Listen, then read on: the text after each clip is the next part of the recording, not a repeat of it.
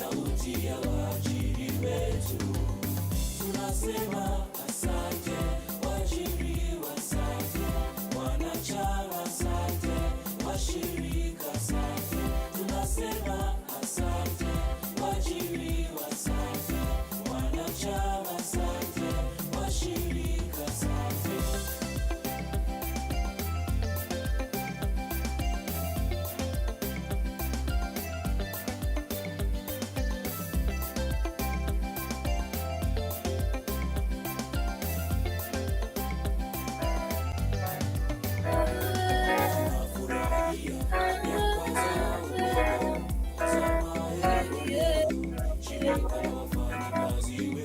Elle est un mari qu'il aime, il est une femme qu'il aime. Mais trop de sang et maman. Mais trop de sang et pourquoi? Elle est un mari qu'il aime, il est une femme qu'il aime. Mais trop de sang et maman. Mais trop de sang et pourquoi? On me dit que t'as déjà doté la petite là-bas. 2-3 commerces, 2-3 femmes et surtout Kinshasa. On me dit que bébé. On me dit que bébé. On te dit il faut m'emballer que t'es jamais là, que tu passes ta vie au calme et que tu Insta. On me dit que bébé. Maman dit d'arrêter. Mon cœur s'emballe, Dani Banayama. Mon cœur s'emballe, Dani Banayama. Mon cœur s'emballe, ça pour d'ailleurs. Mon cœur s'emballe. Elle a un mari qu'il aime, il a une femme qu'il aime. Mais trop de sang et maman. Mais trop de sang et pourquoi? Elle a un mari qu'il aime, il a une femme qu'il aime. Mais trop de sang et maman.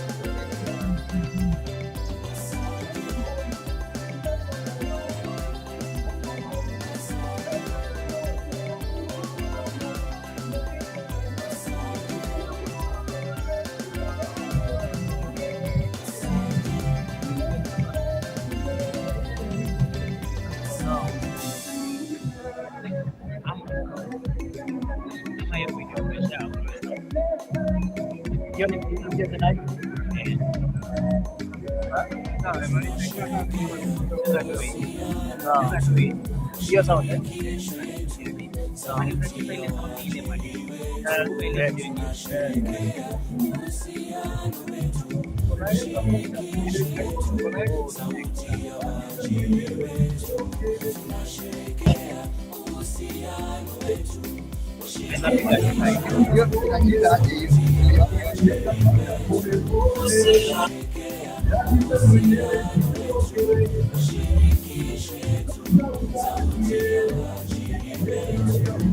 Bila kita ya, ni kopiah tak?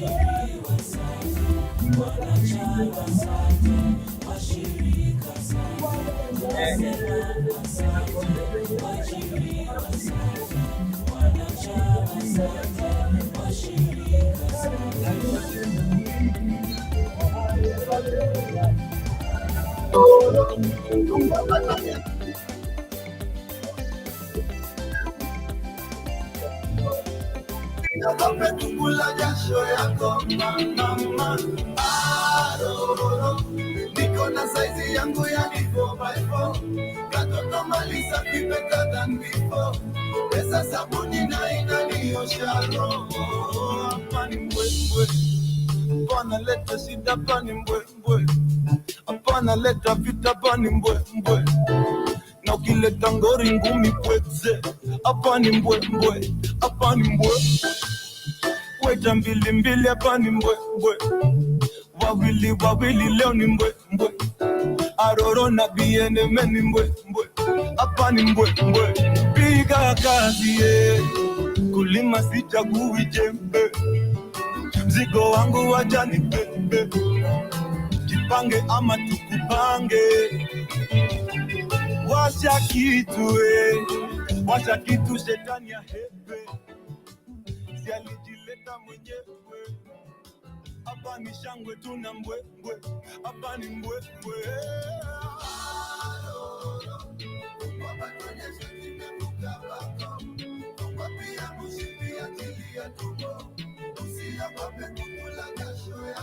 Kula jasho yako. Ikona saizi yangu ya neno. Malisa katena na. Pesa sabuni na inaniosha.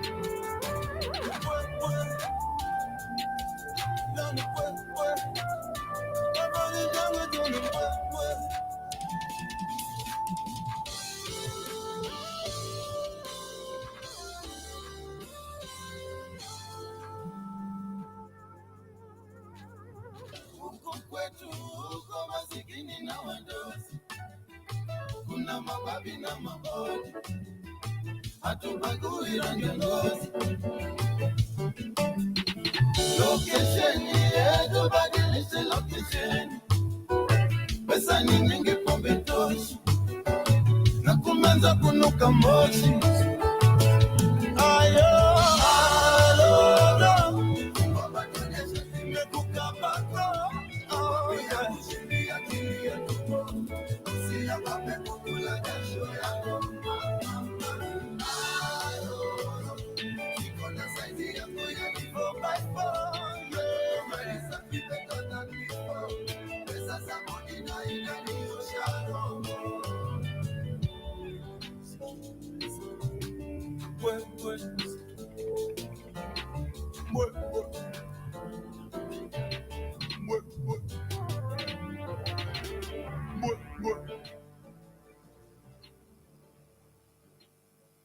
Party girls, don't get hurt, can't feel anything. When will I learn? I push it down, push it down. I'm the one for a good time call, phone's blowing up, ringing my doorbell. I feel the love, feel the love. Simon.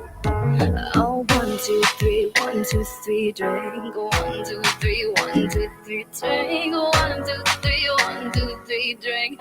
Throw 'em back till I can't count. I'm gonna swing from the chandelier, from the chandelier. I'm gonna live like tomorrow doesn't exist, like it doesn't exist. I'm gonna fly like a bird through the night, with my tears as they dry. I'm gonna swing from the chandelier, from the chandelier. I'm holding on for dear life. Won't look down, won't open my eyes. Keep my glass full until morning light, 'cause I'm just holding on for tonight, on for tonight. Sun is up, I'm a mess. Gotta get up now, gotta run from this. Here comes the shame, here comes the shame. 1, 2, 3, 1, 2, 3, drink. 1, 2, 3, 1, 2, 3, drink. 1, 2, 3, 1, 2, 3, drink. Throw 'em back till I can't count. I'm gonna swing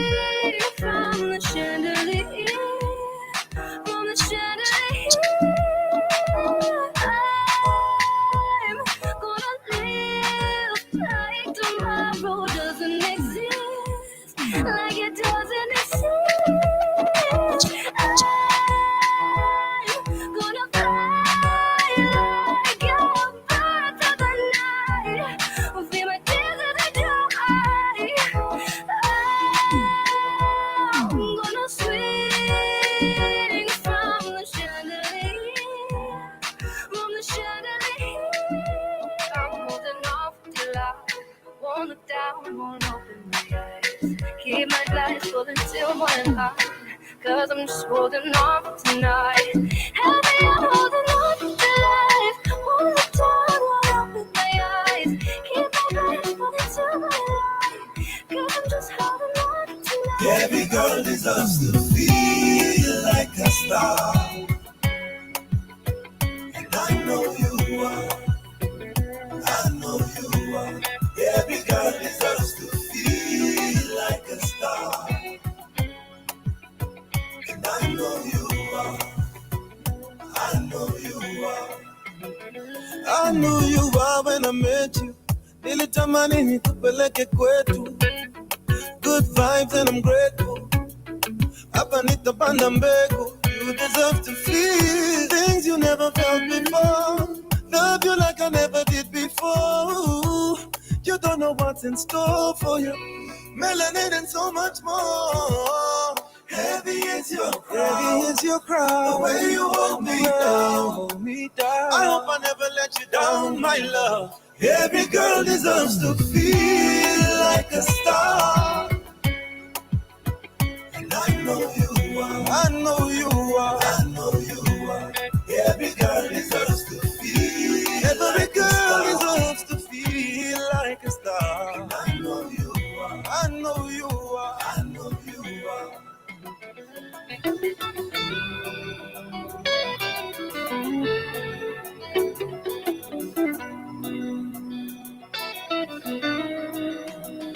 I knew who you were when I met you.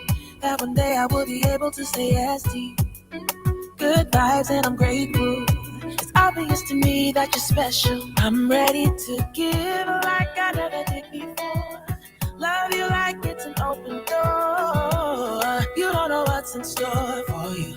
Melanin and so much more for you.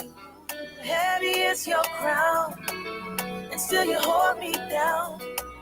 I ain't gonna ever let you down, my love. Every man deserves to feel like a king. You're my everything. You're my everything. Every man deserves to feel. Every man deserves to feel like a king. You're my everything. You're my everything. My everything. My everything.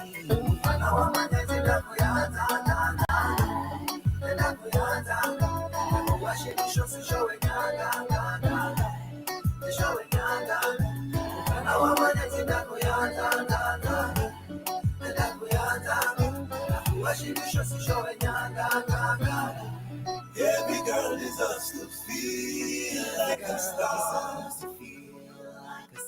And I know you are. I know you are. Every man deserves to feel like a king. Deserves to feel like a king. My everything. You're everything. My everything. You're everything.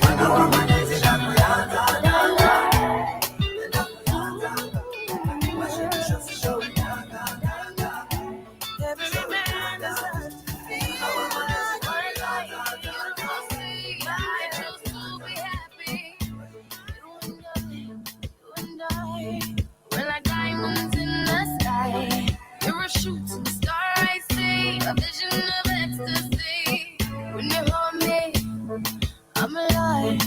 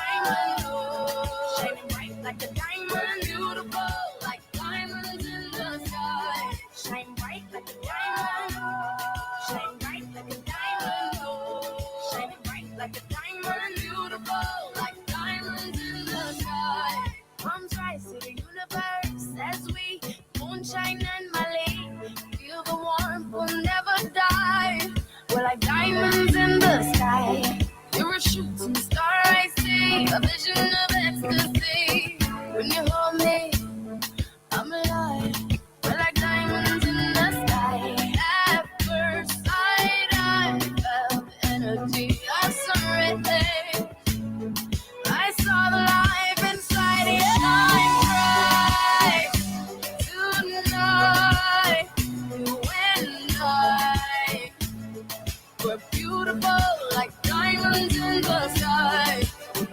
I do, so alive. We're beautiful like diamonds in the sky. Shine bright like a diamond. Shine bright like a diamond. Shine bright like a diamond. Beautiful like diamonds in the sky. Shine bright like a diamond. Shine bright like a diamond. Shine bright like a diamond. Beautiful like diamond. I hear the drums echoing tonight. She hears only whispers of some quiet conversation. She's coming in 12:30 flight. The moonlit wings reflect the stars that guide me towards salvation. I stopped an old man along the way, hoping to find some old forgotten words or ancient melodies. He turned to me as if to say, hurry boy, it's waiting there for you. Gotta take a lot to drag me away from you. There's nothing that 100 men or more could ever do. I bless the rains down in Africa. Gonna take some time to do the things we never did.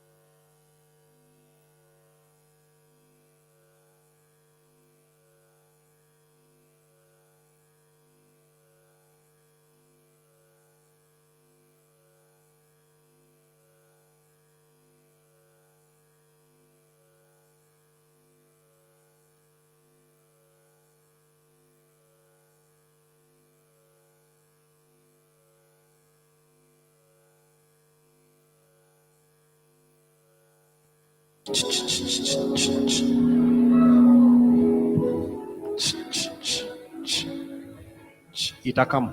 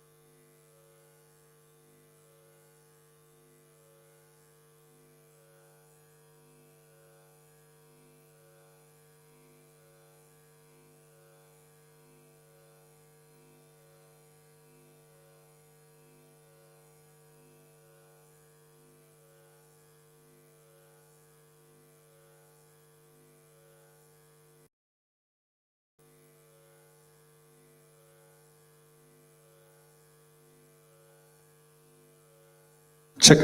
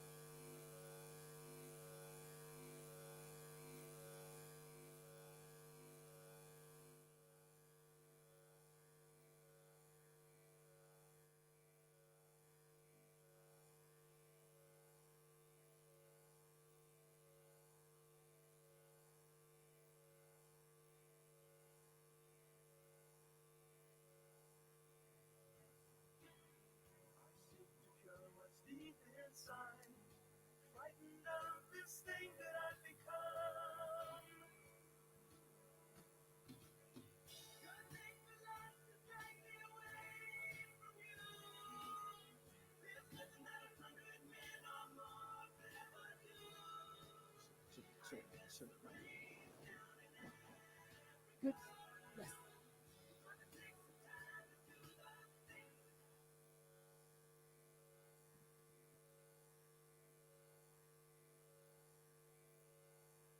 Check, check.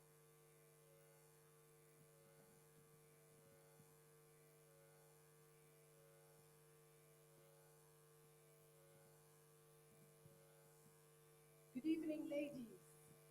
Good evening, lady graduates. A very warm welcome. We'd want to call the room to order. Your chief guest is here and the members of the panel for the session we will be running. My name is Archie. I am your MC for the night together with my colleague Phoebe Gitao. We would like to have you out the door. I see some people I know. Out the door by midnight. So from 11, we're going to play music. There's going to be a bit of dancing. But between now and then, we would like you to all come through the doors. We've got some of you outside. Ladies, please come in. And then we can invite your guests to handle your guests so that we can start the program. Is that okay? Now, I'm looking for cohort 18. Are you seated together? You're on this side? Okay. Phoebe will be handling cohort 18.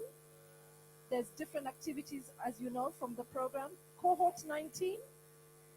Cohort 19. Hi, ladies. And I will be looking after you for that session of the program, the cake cutting, there's a raffle. We'll be calling you out on stage to receive your certificates. So we're just waiting for a few more minutes for the ladies that are outside to come in, and then hopefully we can begin the program. Thank you, DJ.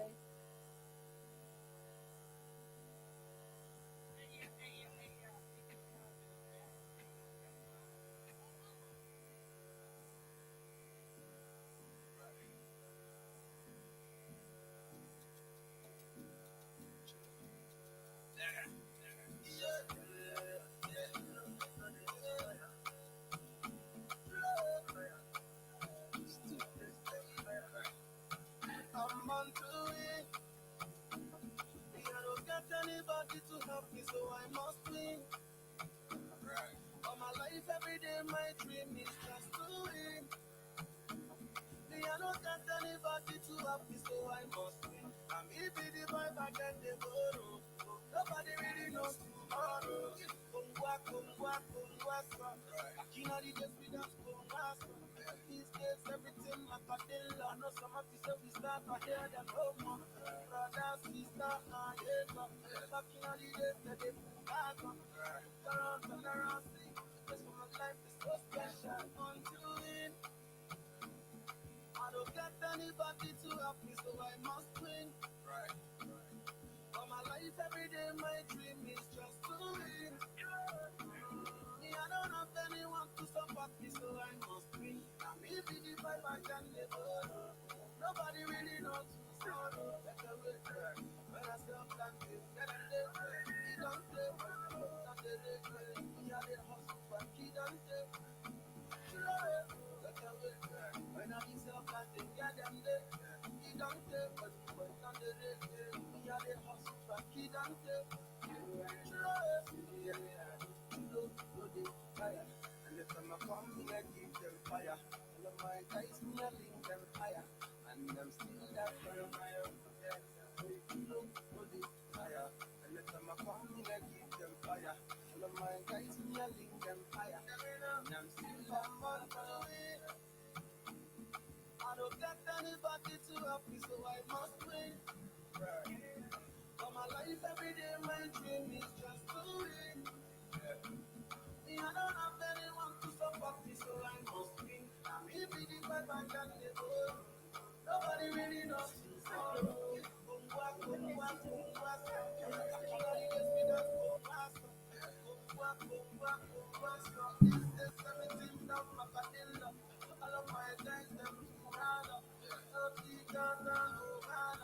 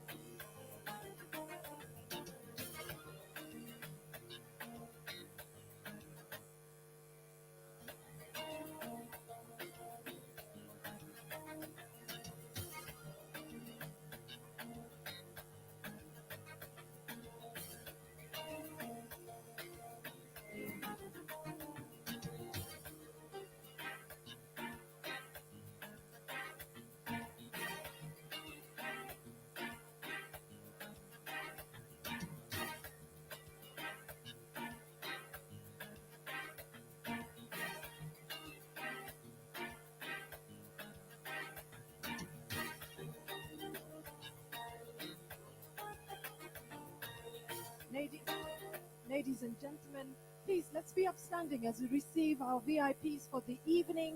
Your chief guest today, Patricia Idao, the Executive Director and CEO of the Federation of Kenya Employers, Jacqueline Mugo. We have with us the National President, Gilda Odera, together with members of the panel, Honorable Lady Justice Joyce Awatch, we have Caroline Juki, we have Nancy Mutama, Wendy Okolo. Ladies, you're more than welcome. Please take your seats, and then we will begin with a word of prayer. Ladies, your guests, you may be seated. I would now like to introduce myself. My name is Archie Ojani Alai, and I will be co-moderating this event together with my colleague Phoebe Gitao here, and we will be taking you through the events for this evening. As is customary in Kenya, let us begin with a word of prayer, and I will again ask you to be upstanding.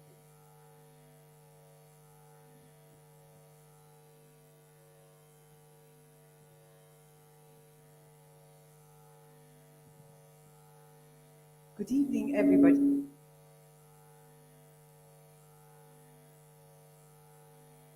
A full room. We're glad it's a full room because today is a day of celebration. And we should always acknowledge the one who has enabled us to be able to have this celebration. I want to say up front, I do know that we have different faiths here, but I also do know that we all acknowledge an Almighty. So having said that, allow me to pray the way I would usually pray. Dear Almighty God, thank you that you have walked the journey of this particular situation today where we have cohort 18 and cohort 19 graduating. You have walked them through the journey. You have watched over them. You have helped them complete this program. And you're going to help them going forth with that they've learned, because we know you are faithful to do that. Thank you for everybody who's joined us this evening, the graduates, the friends, the family, the guests, the staff of FKE, everybody, even including those who are watching over us. Service here at the hotel. We bring them all before you, and we ask that you grant us a wonderful evening of celebration. I pray all this trusting in the Almighty God. Amen. Thank you, Phoebe. Ladies, graduates, and your guests, this is the Female Future Leadership Program Gala Dinner. And as Phoebe has said, we celebrate you and elevate you. Both Phoebe and I are very active, and I personally am an alumni of the Female Future Program. Phoebe is a lecturer on this particular program. The theme for the evening is gender inclusion for impactful leadership. So when we go through the panel, we'll be interrogating the panelists about this space. How is the gender space in the work environment? Are we making strides? Do we have allies in the men that work with us in these organizations, and many more? To begin the evening, I would like to invite Executive Director and CEO of the Federation of Kenya Employers, Jacqueline Mugo. She is a lawyer by profession and an advocate of the High Court of Kenya. She has rich experience in employment law, labor relations, strategic leadership, human resource management, governance, and many more. Jacqueline is serving as the president, may I just say, as the first African woman to be elected to the position as president of the International Organization of Employers. How about a round of applause? She is also a titular member of the governing body of the ILO and serves as the Secretary General of Business Africa Employers Federation. And this is the employers representative team in Africa. Without much further ado, ladies and gentlemen, a round of applause for Director and CEO of the Federation of Kenya Employers. Karibu.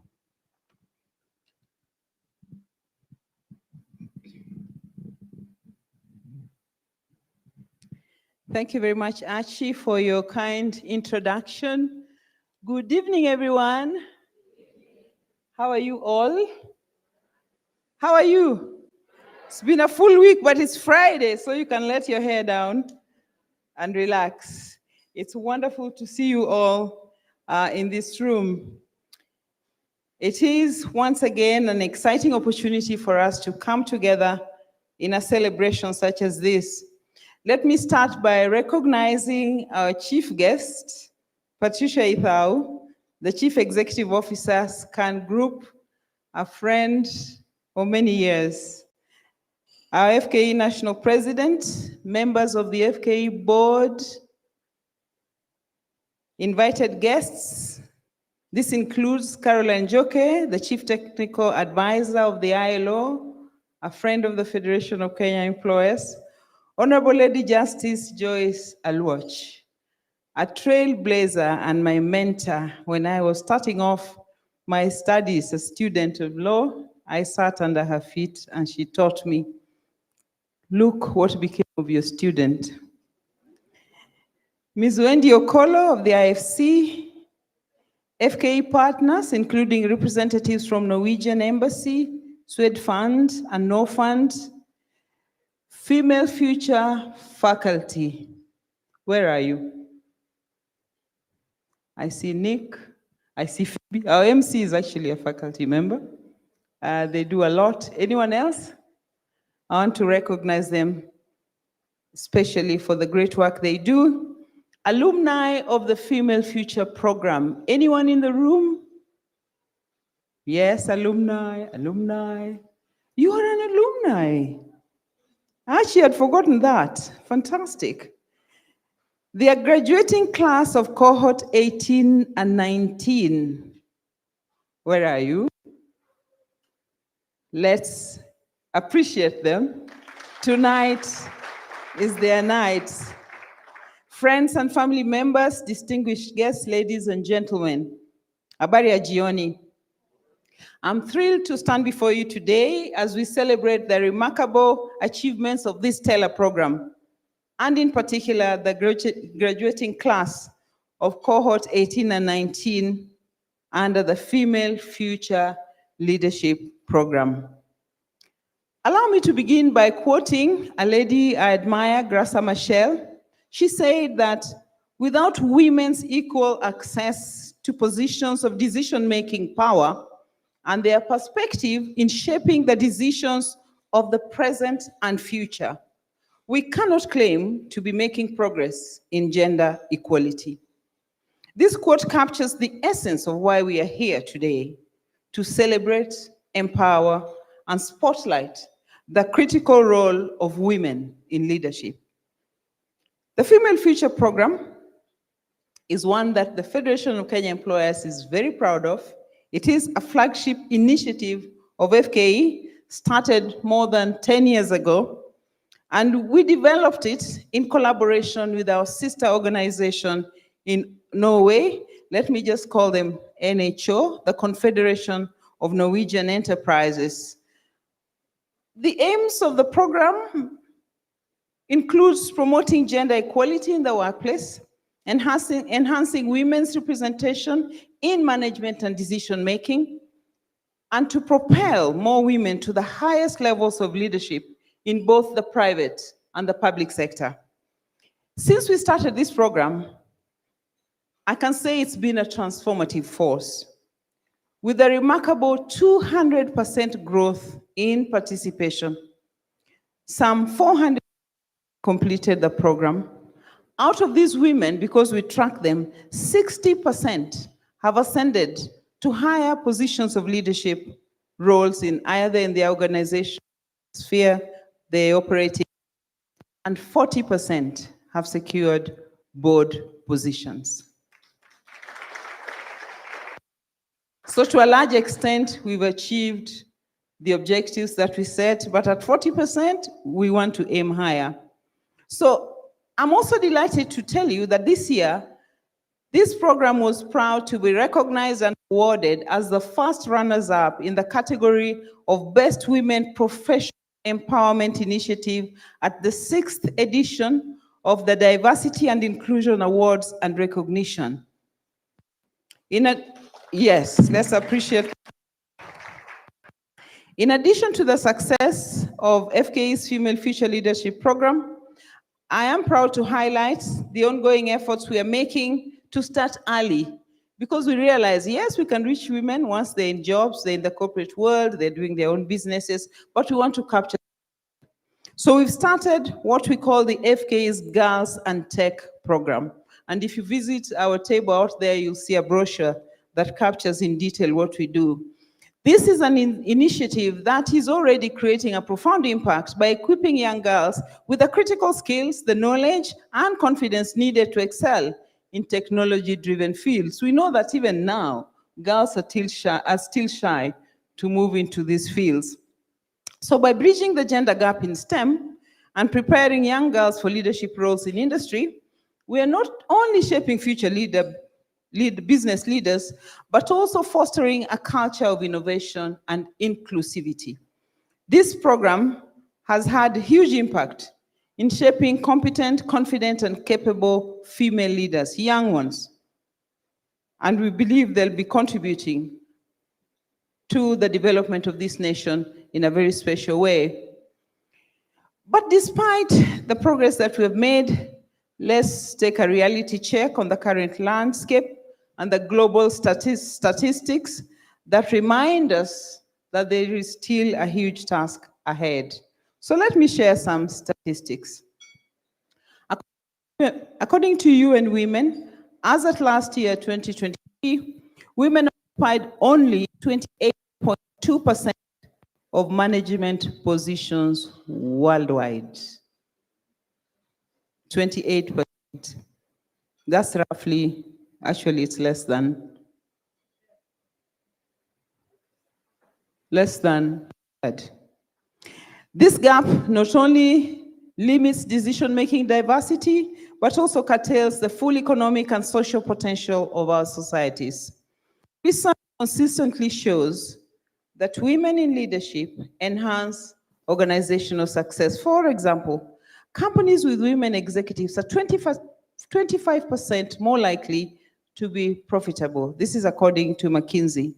McKinsey Report 2022 also indicates that gender diverse boards achieve 15% higher revenue growth.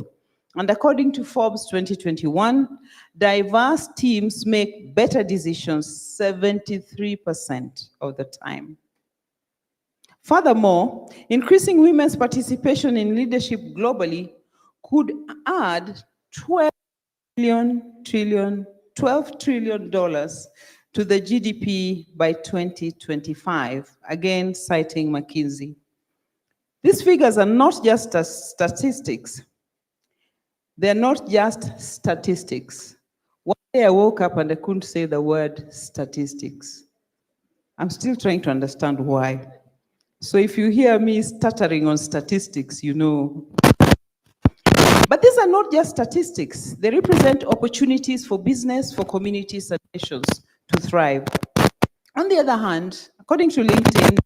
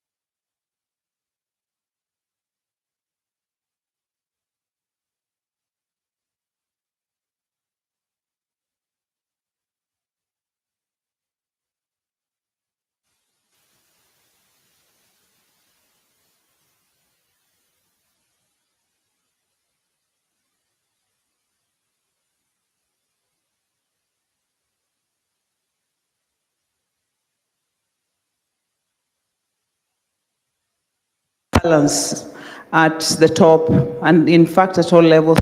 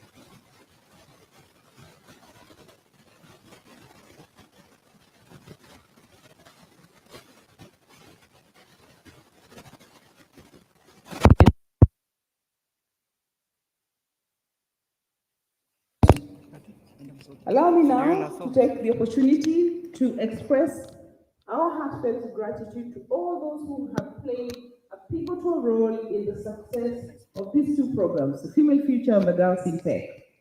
First, I would like to especially thank our sister organization that I already talked about, NHO, and the Norwegian Embassy here in Kenya for their unwavering support in the rollout of this program. Your partnership continues to be a cornerstone of our progress.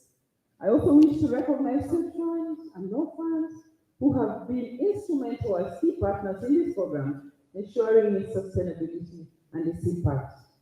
To the employers who generously sponsored participants for cohort 18 and 19, your contributions are truly appreciated. It's important to us. And these corporates include NCBA, Isuzu, Davis and Sharpleaf, Kim Fay, Equity Bank, who have a booth outside, Base Titanium, Aga Khan, Kenya Red Cross, Lipton Teas, and the government of Uasin Gishu. Counties can be part of this program. SNV Netherlands, it includes Citibank, Platinum Credit, Premier Group, Miroba Sanfanda, Delight, and many others who over the years have supported us. Shall we appreciate these employers and these partners? Asanteni sana. Your support demonstrates your commitment to nurturing women's leadership and gender inclusivity. We could not have come this far in this program without your support. Lastly, I wish to especially appreciate the self-sponsored participants who are graduating today. Women can support themselves through this program. Your dedication and investment in your growth is inspiring. Please share your story for other women who may be wondering whether it's worth it. It is worth it, and we appreciate you tonight. To our graduates, today marks the beginning of a new chapter. You are the embodiment of this year's theme, Gender Inclusion for Impactful Leadership. The journey ahead may have its challenges, but I am confident that you are prepared to overcome them with resilience and determination. This program helps you understand yourself as a person better, to appreciate how the Almighty put you together, your strengths, your areas of growth, and I think that will help you in your journey. So let your achievements inspire others, lead with integrity and purpose, and remember, the success of one woman is a victory for all women. Congratulations once again, cohort 18 and 19. You are the future of transformative leadership in Kenya and beyond. Now, I would like to take a moment to cast for you, graduates, of what the future holds. You are eligible, or will be after you graduate, to join what we call the Female Future Alumni Association. And I'm looking to you to rejuvenate this association. Every woman who goes through this program joins this association. Our vision as FK is that you will be the ones who spread the message and share your lives and success with younger women so that they can aspire to achieve what you've achieved. This association is not just a network, it is a vibrant community where you can continue to grow, to share experiences, and support one another in your leadership journeys. So together as an alumni, I am one of you, you have the power to amplify your impact, inspire others, and shape the future of women leadership. So let us stay connected, collaborate with one another, and continue driving change together. Once again, a very warm welcome to all of you, and I wish you all a lovely evening. The FKE staff have worked very hard to put this together, and all we want you to do is to enjoy it. Thank you for coming.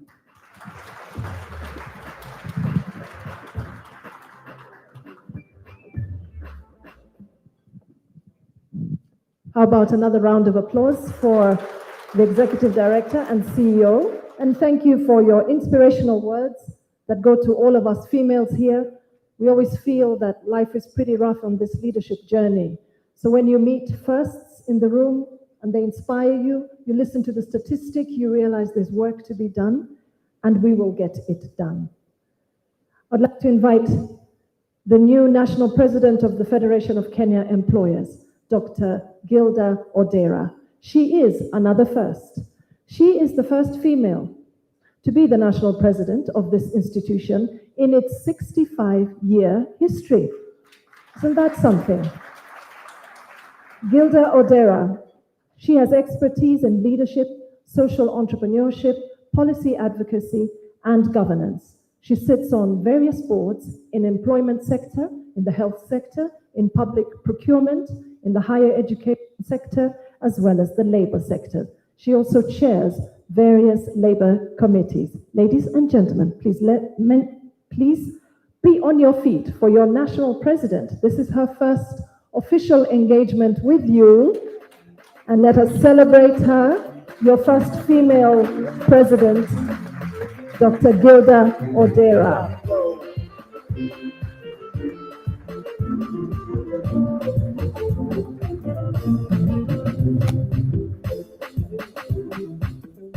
Thank you. Please be seated. Good evening. It's lovely being here and just standing up here and seeing all of you from up here. Our chief guest, my good friend for many decades, Patricia Ipau, Honorable Lady Justice Alwatch, who is a mentor to me as well, a mother, and many other things.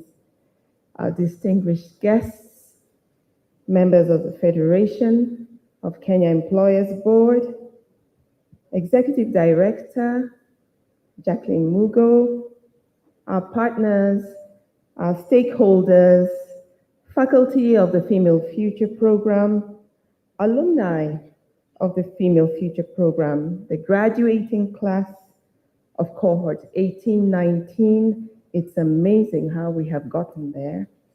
Amazing. Ladies and gentlemen, good evening again. I'm honored today to address you to celebrate the graduation of cohort 18 and 19 of the Female Future Leadership Program. A number of years ago, our CEO and ED and myself went through the training of trainers and were the first, were we two alumni? We started it off And look at where we are today, cohort 18 and 19. Thank you to our partners for starting this journey with us. Thank you very much. Today's theme, Gender Inclusion for Impactful Leadership, speaks to the essence of why we are gathered here today. To recognize the power of inclusion, to celebrate the achievements of women leaders, and chart a path forward for sustainable leadership in our workplaces and communities. The graduation of cohorts 18 and 19 is more than a celebration of personal achievements. It's a celebration of progress, as I've said. It's a testament of the transformative impact of programs that empower women to take up leadership roles. As a Federation of Kenya employers, we're immensely proud of the impact that this program continues to make. You heard from our CEO how many are already sitting in boards. And it's not just in their lives, but also in shaping the leadership landscape of our country. As you're aware, Kenya has made significant strides in enacting gender policies aimed at fostering equality and empowering women. And these include the Constitution of Kenya 2010, Article 27(8) mandates that not more than 2/3 of elective and appointive positions shall be held by one gender. This is a cornerstone in promoting gender parties in decision-making roles. The National Gender Equality Act also emphasizes equal opportunities for both men and women in leadership, employment, and access to resources. We also have the Kenya Vision 2030. It's a blueprint that identifies gender equity as a critical enabler for socioeconomic growth, with specific targets for women inclusion in leadership, entrepreneurship, and education. And then we also have affirmative action initiatives, programs such as the Women Enterprise Fund and the Uwezo Fund provide financial and technical support to women entrepreneurs, empowering them economically. Now, despite these frameworks, as you're all aware, the reality on the ground tells a different story. It does. Women remain underrepresented in key leadership positions and decision-making roles, and this is a gap that we as women must work tirelessly to close. And by closing that, it means those who are already in boards and you meet others and see their potentials, bring them on board when you know there's an opportunity, if you are able to. Now, FKE recognizes the critical role that employers play in advancing gender equality, particularly in the workplace. Our commitment is reflected in several initiatives with the Female Future Leadership Program, standing out as one of our flagship efforts. And through this program, we not only empower individuals, but also contribute a more inclusive, equitable leadership culture across Kenya's public and private sectors. So what's our call to action? Ladies and gentlemen, while the achievements of the Female Future Program are commendable, the journey, as I said, towards gender inclusion is far from over. And corporates have a vital role to play in advancing this agenda. I'd add that it's not just corporates, but you and I in this room have that role to play. I urge you, as member organizations who are here and those who may not be here, to prioritize gender diversity by enrolling more women into this program, the Female Future Program. Empowered women are not just beneficiaries. They are change agents and they will drive innovation, inclusivity, growth in their workplace and beyond. And while legal frameworks set minimum requirements on gender balance and inclusion, we must aim higher. True inclusion is not just about numbers. It is about creating environments where women thrive and lead with confidence and impact. In conclusion, to the graduating classes of cohort 18 and 19, I wish to extend my heartfelt congratulations today.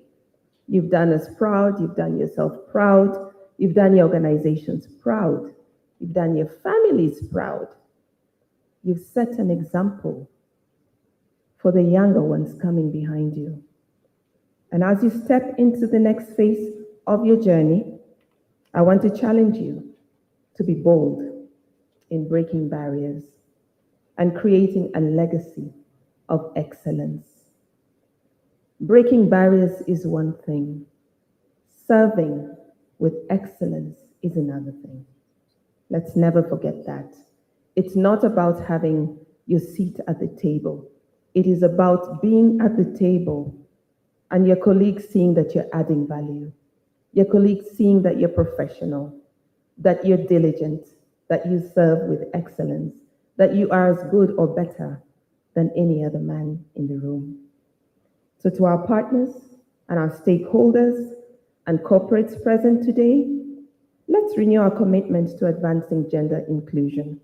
I'll be happy to see us needing a bigger room next year because many have enrolled in the next cohorts. Wouldn't you want to see that?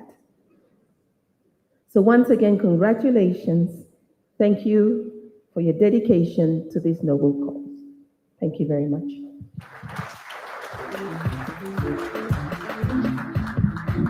Thank you, Dr. Gilda Odera. She's inspired us. Kenya needs to create a more inclusive leadership culture. And by that, industry needs to create environments where women thrive and lead with impact. Thank you, Dr. Odera. I've been asked what the Wi-Fi password is, which is a key thing. So here we go. On your phones, you go into settings,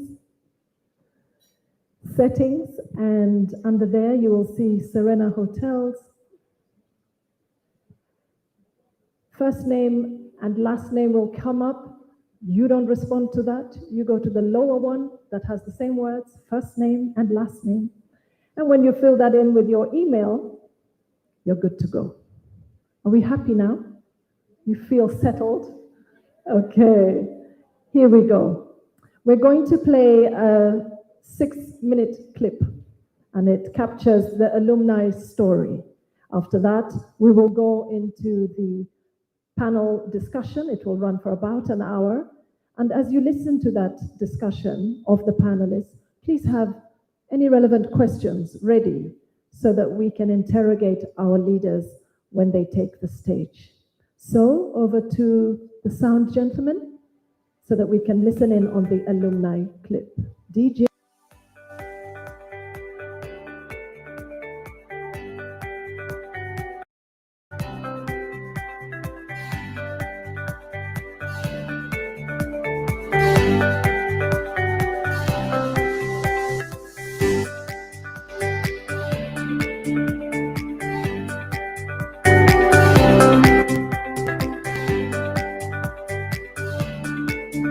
The Federation of Kenya Employers has been running the Female Future Leadership Program since the year 2013. This is a flagship program of the Federation of Kenya Employers, and it was started and launched in partnership with the Confederation of Norwegian Employers.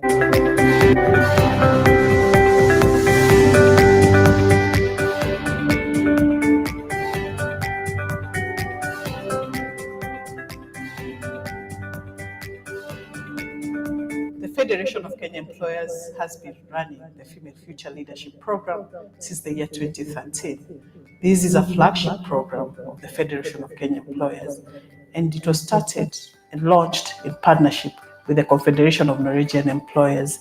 It is a program that seeks to build the capacity of women in middle and senior level management to rise into leadership, to also sit in boards and be impactful in boards.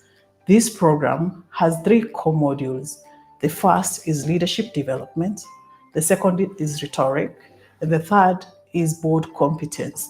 So far, close to 400 women in Kenya have gone through this program and have continued to be impactful in this country and even in the enterprises where they work. This is a program that is open to all employers who are members of the Federation of Kenya Employers and women who want to grow their leadership competencies. This program came as a result of really the Constitution 2010 that changed the landscape in this country. Because for the first time, Kenya was saying that there needs to be gender balance. And we need to have not more than 1/3 of any given gender on boards, on public sector institutions and entities, giving a space for women for the first time to take a leadership role in spaces where we had never thought we would be welcomed. So this was FKA's initiative to contribute to the development of women to take up leadership positions in the corporate world, but also to support them to take up these positions in whichever sphere of life they found themselves in. So the Female Future Leadership Program is about supporting one another and helping each other as women to grow and realize our full potential. This program connects people, performance, personal, and organizational success to increase productivity. Productivity is something employers talk about. Unions don't like it, but we need to have it. I had heard about the Female Future Leadership Program from a friend of mine, and from her description, I knew that there are certain behavioral limits that have kept women, and including women like myself, from aspiring to higher positions within corporates or even within other public offices. It's very interesting that I had been wanting to do the program for close to 10 years. And I felt the need to do the program because I could see what it was doing to the women. What I liked most about the Female Future Program is the way it is programmed. It is only 1 day a week for 9 months, so you don't have to go there every day. You have time to learn, go and just try to practice what you've learned, and then you're so fresh the next time you are joining the next class. What inspired me to do the Female Future Program was the transformation that I came to witness from having both my mother and my elder sister previously do the program, and they really inspired me. We could visibly see the change that happened within them, and that was my main inspiration to do the program. I joined the Isuzu East Africa as a young girl, straight from the university, and I was always inspired by the confidence of the women that I saw around the organization. I always wondered as a young girl, what makes these women so impactful and exceptional in their delivery? And then I learned that these women had undergone some form of training in the course of their career. So I wanted to know how to be able to make an impact also in the corporate world. And this is what inspired me to do the Female Future Program. What I really liked may not be just one thing. There are several things that I liked about the program. The fact that they were looking at women to help them understand themselves better through doing personality tests like the MIBT personality test, which helped me to know which personality type I am.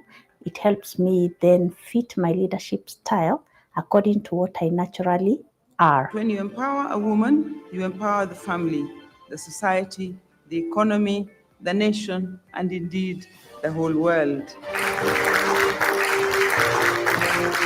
So the Female Future Program really has touched my life in many ways, not just at a personal level where, as I mentioned earlier, I know myself better.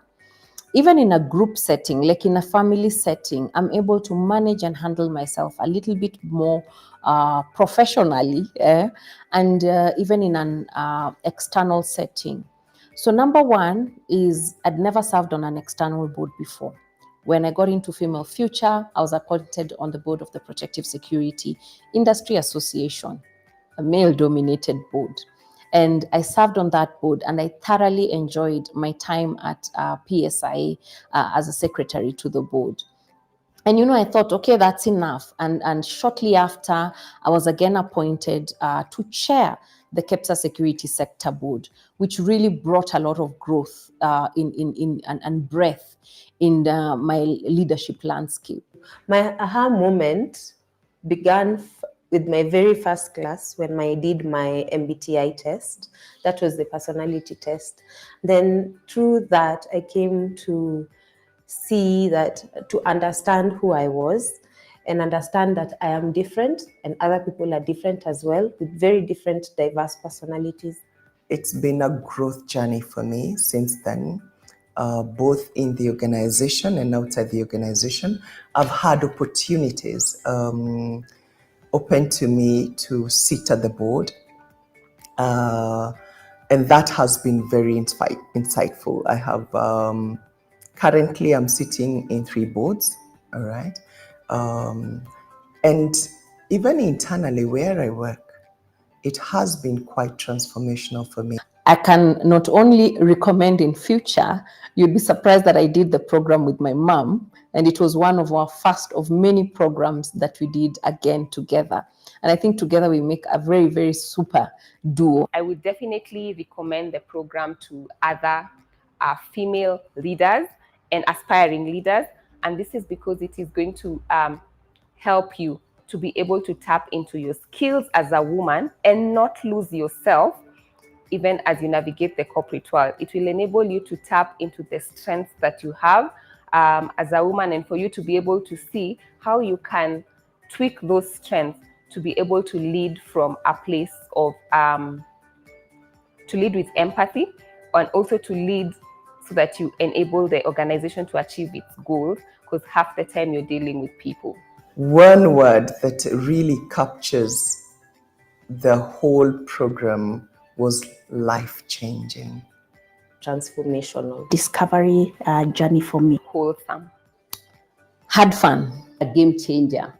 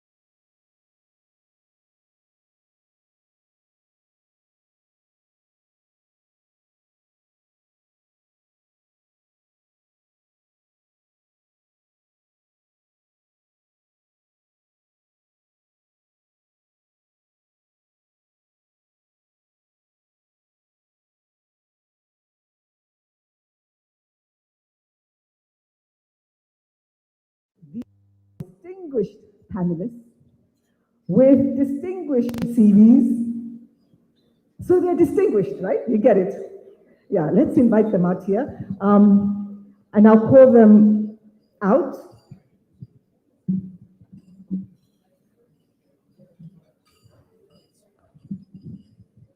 Let me start with Carol Jokin, who is the Chief Technical Advisor of the ILO in Kenya. She has over a decade in experience in policy development and implementation of migration policies. She previously worked for IGAD, IOM, among other international organizations. She's widely published in the field of migration and forced displacement. Ms. Carol, welcome. Let's give her a round of applause. Next, we're going to invite the Honorable Lady Justice Joyce Aloj, who, as the Executive Director said, is a trailblazer. Former judge and first Vice President, ICC at The Hague, the Netherlands. That deserves a clap. Previously, she served as a Court of Appeal, High Court judge and magistrate. She's certified international mediator, IMI, accredited mediator, a certified advanced mediator and chartered mediator, a member, Chartered Institute of Arbitrators London, and the Kenya branch. She serves in many international and regional organizations, including International Advisory Board, Office of Ombudsman of the United Nations Funds and Programs. She has won various accolades and awards. I'm just giving you a glance of this distinguished guest, because it's too much to read out. They have so much in terms of accomplishment. So let's welcome Honorable Lady Justice Joyce Aloj. Welcome.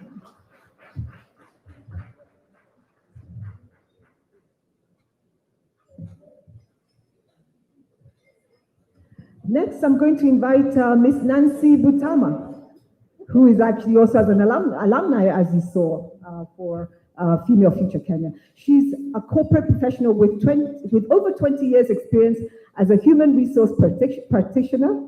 She's the Chief Human Resource Officer, also in charge of the social, environmental, and performance management at Juhudi Kilimo Limited. Nancy's key agenda is to create an effective leadership and management team for growth and sustainability of institutions. She draws inspiration from women who have broken the ceiling of male-dominated society to assume positions of leadership. Isn't that what the female future is all about? Yes. Let's welcome her. Let's give her a round of applause.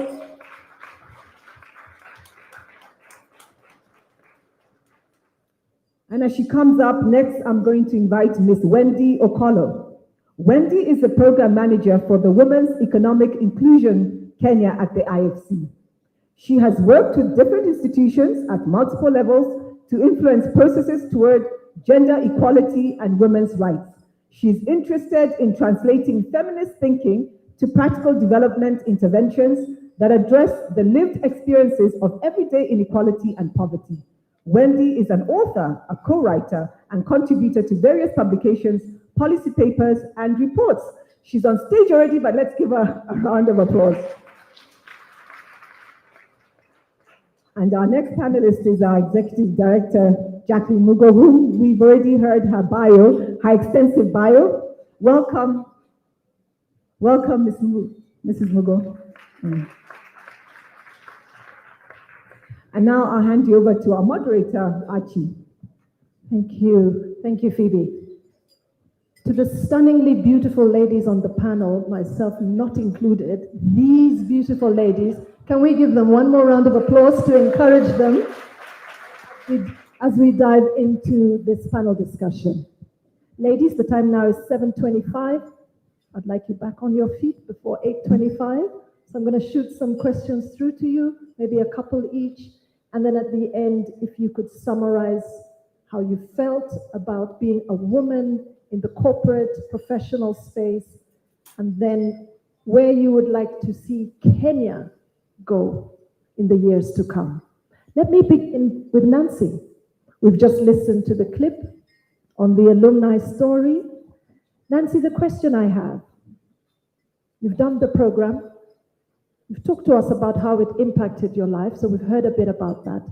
Anything more that you didn't capture there in terms of your daily work ethics, the processes in the office, the teams you're leading, now that you came out of this program?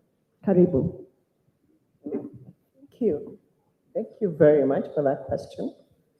Indeed, the Female Future Program has become a way of life.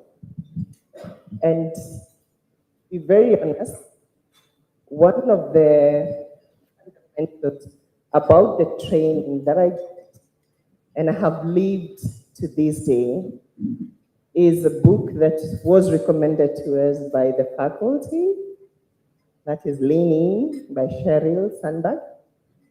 And one of the chapters that I love most is done is better than perfect. And I think one of the major challenges around women is to do it perfectly all the time. And we get to a level of getting into a paralysis. What we need to do is to give ourselves grace, do the job that we have to do, finish our tasks, and you progressively become a better version of the woman that you want to be. Thank you. Thank you. Does that make good sense to the ladies?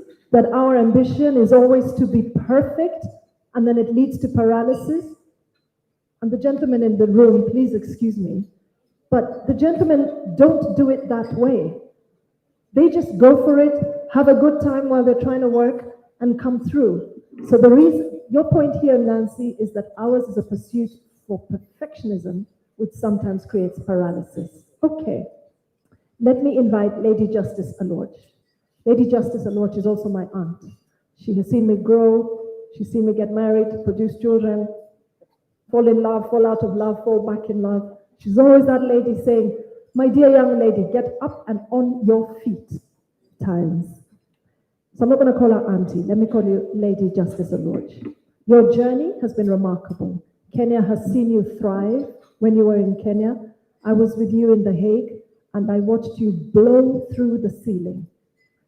In your opinion, why are women held back? In your opinion? Give us some key nuggets to inspire us. Thank you. Thank you. I think I've had a very long career, maybe in this room, the longest. 44 years, that's a long career. 35 in the Kenyan judiciary and 9 years at the ICC at The Hague.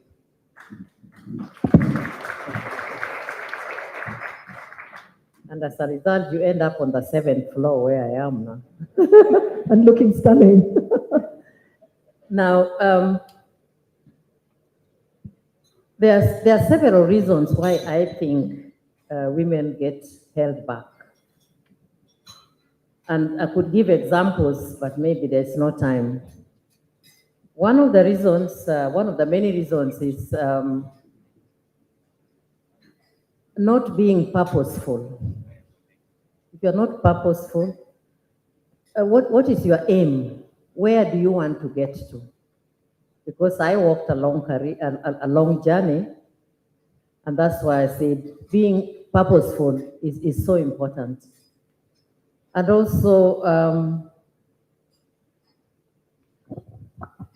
being purposeful, and also just, I don't know how to describe it because I had examples, but... no, go for it. If you can remember, no, that's fine. Really? Yes, yes. Because I had prepared and I had some examples. For example, when the time that I was still in the Kenyan judiciary, I discovered something that was hurting women, and they were not talking about it. What I like to do is, if there's something that is squeezing you, don't keep quiet, talk about it.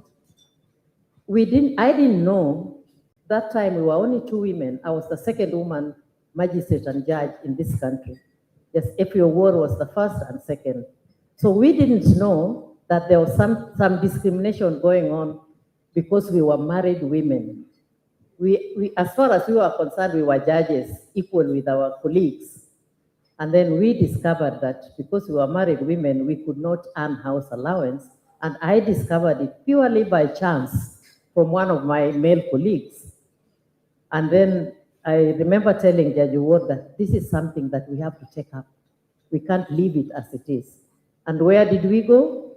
We went to the OP, that was Office of President, Directorate of Personnel Management, and eventually we sorted out that issue. And that is what ended up in married women in the civil service earning house allowance. So we were purposeful. You have to be purposeful. You know where you are going, you know what you want. But I'd leave it at that for now. All right, that's incredible. That is incredible that because of that conversation with Justice Effie Award, Kenyan women in the public service now earn housing allowance. Okay, let me move to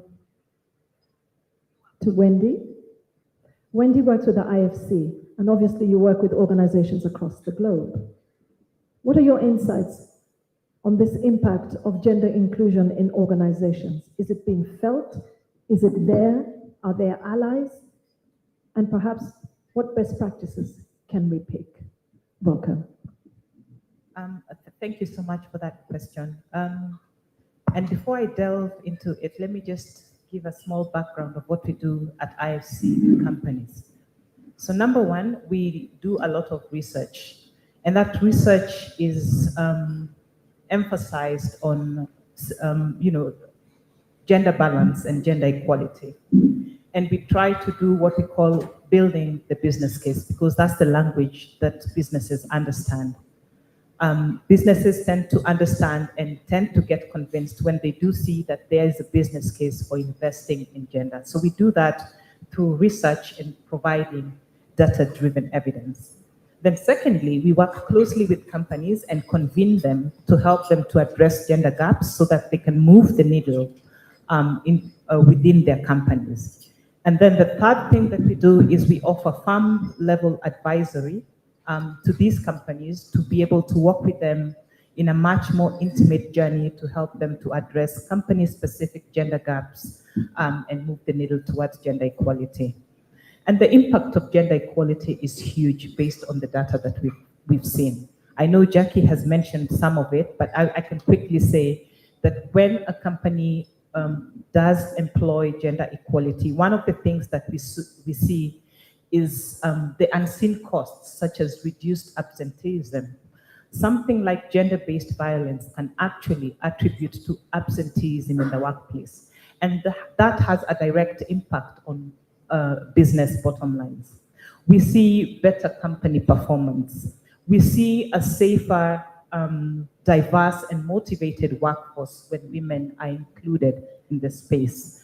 We see companies beginning to think differently about women as a market segment and designing products that meet the needs and preferences for women.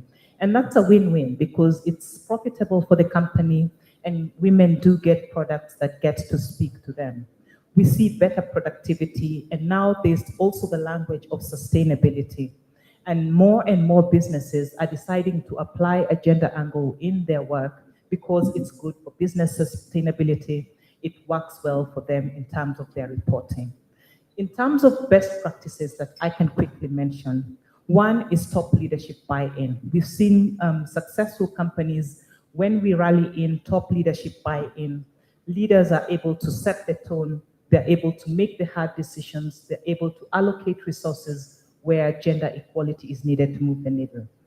We also have seen traction when we communicate the business case, when we present the evidence that it makes business sense and that there are shillings left on the table if you don't address gender equality. And we also, and this is perhaps connected to what Justice has just said, inclusive corporate practices, really looking at where are gender biases in policies and practice so that we get to unpack them and really create an enabling environment for gender equality. Then a simple one is just sex disaggregated data. Most companies do not pay attention to addressing sex disaggregated data.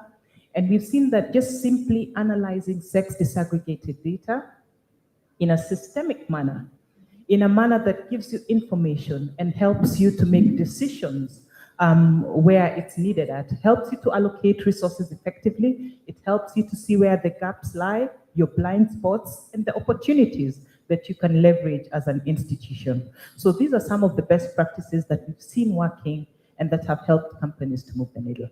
Okay, that's fantastic. Talking now to Carol, picking up what Wendy's just said. ILO is involved in another huge global organization, involved in shaping practices at a global level. Please highlight key ILO perspectives, standards, and guidelines that you see impact this gender story and that help to promote inclusion in your workplace. Thank you. And I come in after a couple of examples have already been provided, lived research, and those are all elements that the International Labour Organization works around. And the ILO, for those who may not know, is the UN Agency for the World of Work. And we are a tripartite organization, meaning we bring together governments, employers, and workers in deliberating the decent work agenda. Work, as we know, is quite significant. Many of us enjoy the status that we do, not because of where we come from. Well, there are those that do, but because of the roles we play in society. And which means that those who are not able to participate at equal footing are left behind in this really defining human reality. And so the ILO promotes a gender transformative, is on a gender transformative agenda towards addressing intersectional discrimination. And some of those issues include the gender pay gap. When Justice spoke about housing, not accessing housing allowance, you would ask yourself, why? Why is it that one gender is able to get housing allowance and not the other? You will be surprised that there are still many sectors in which women are not earning at the same level, including in our own country. In STEM, for instance, because it's not just doing the same job and getting less pay than the male gender. It is also that there are factors that keep women from participating in sectors of the economy that pay better, and that's a gender pay gap. The other area is the promotion of decent work in the care economy. I would believe that many of us here, women, are caregivers in different ways. We take care of our children. We probably left someone taking care of them this evening so that we can enjoy the evening and celebrate with the female leaders. Women are also more likely to take care of sick family members, members of the family with disabilities, older members of the family. And how many hours do we have in a day? The same hours that the male gender has. And those are factors that keep women from participating fully in the labor force. And so we're looking at, one, how can we make the care economy function? Something as, I don't want to call it simple because that would be too simplistic. Having creches at workplaces. Just having a corner where women can feed their children when they've just come back from maternity leave. Because you're sitting in the office and wondering what is going on, or at times this baby has to stop feeding when they need to. The other area is responding to issues of violence and harassment at work. And I think this is something, again, that we do identify with very closely. And we have recent examples that are really heartbreaking.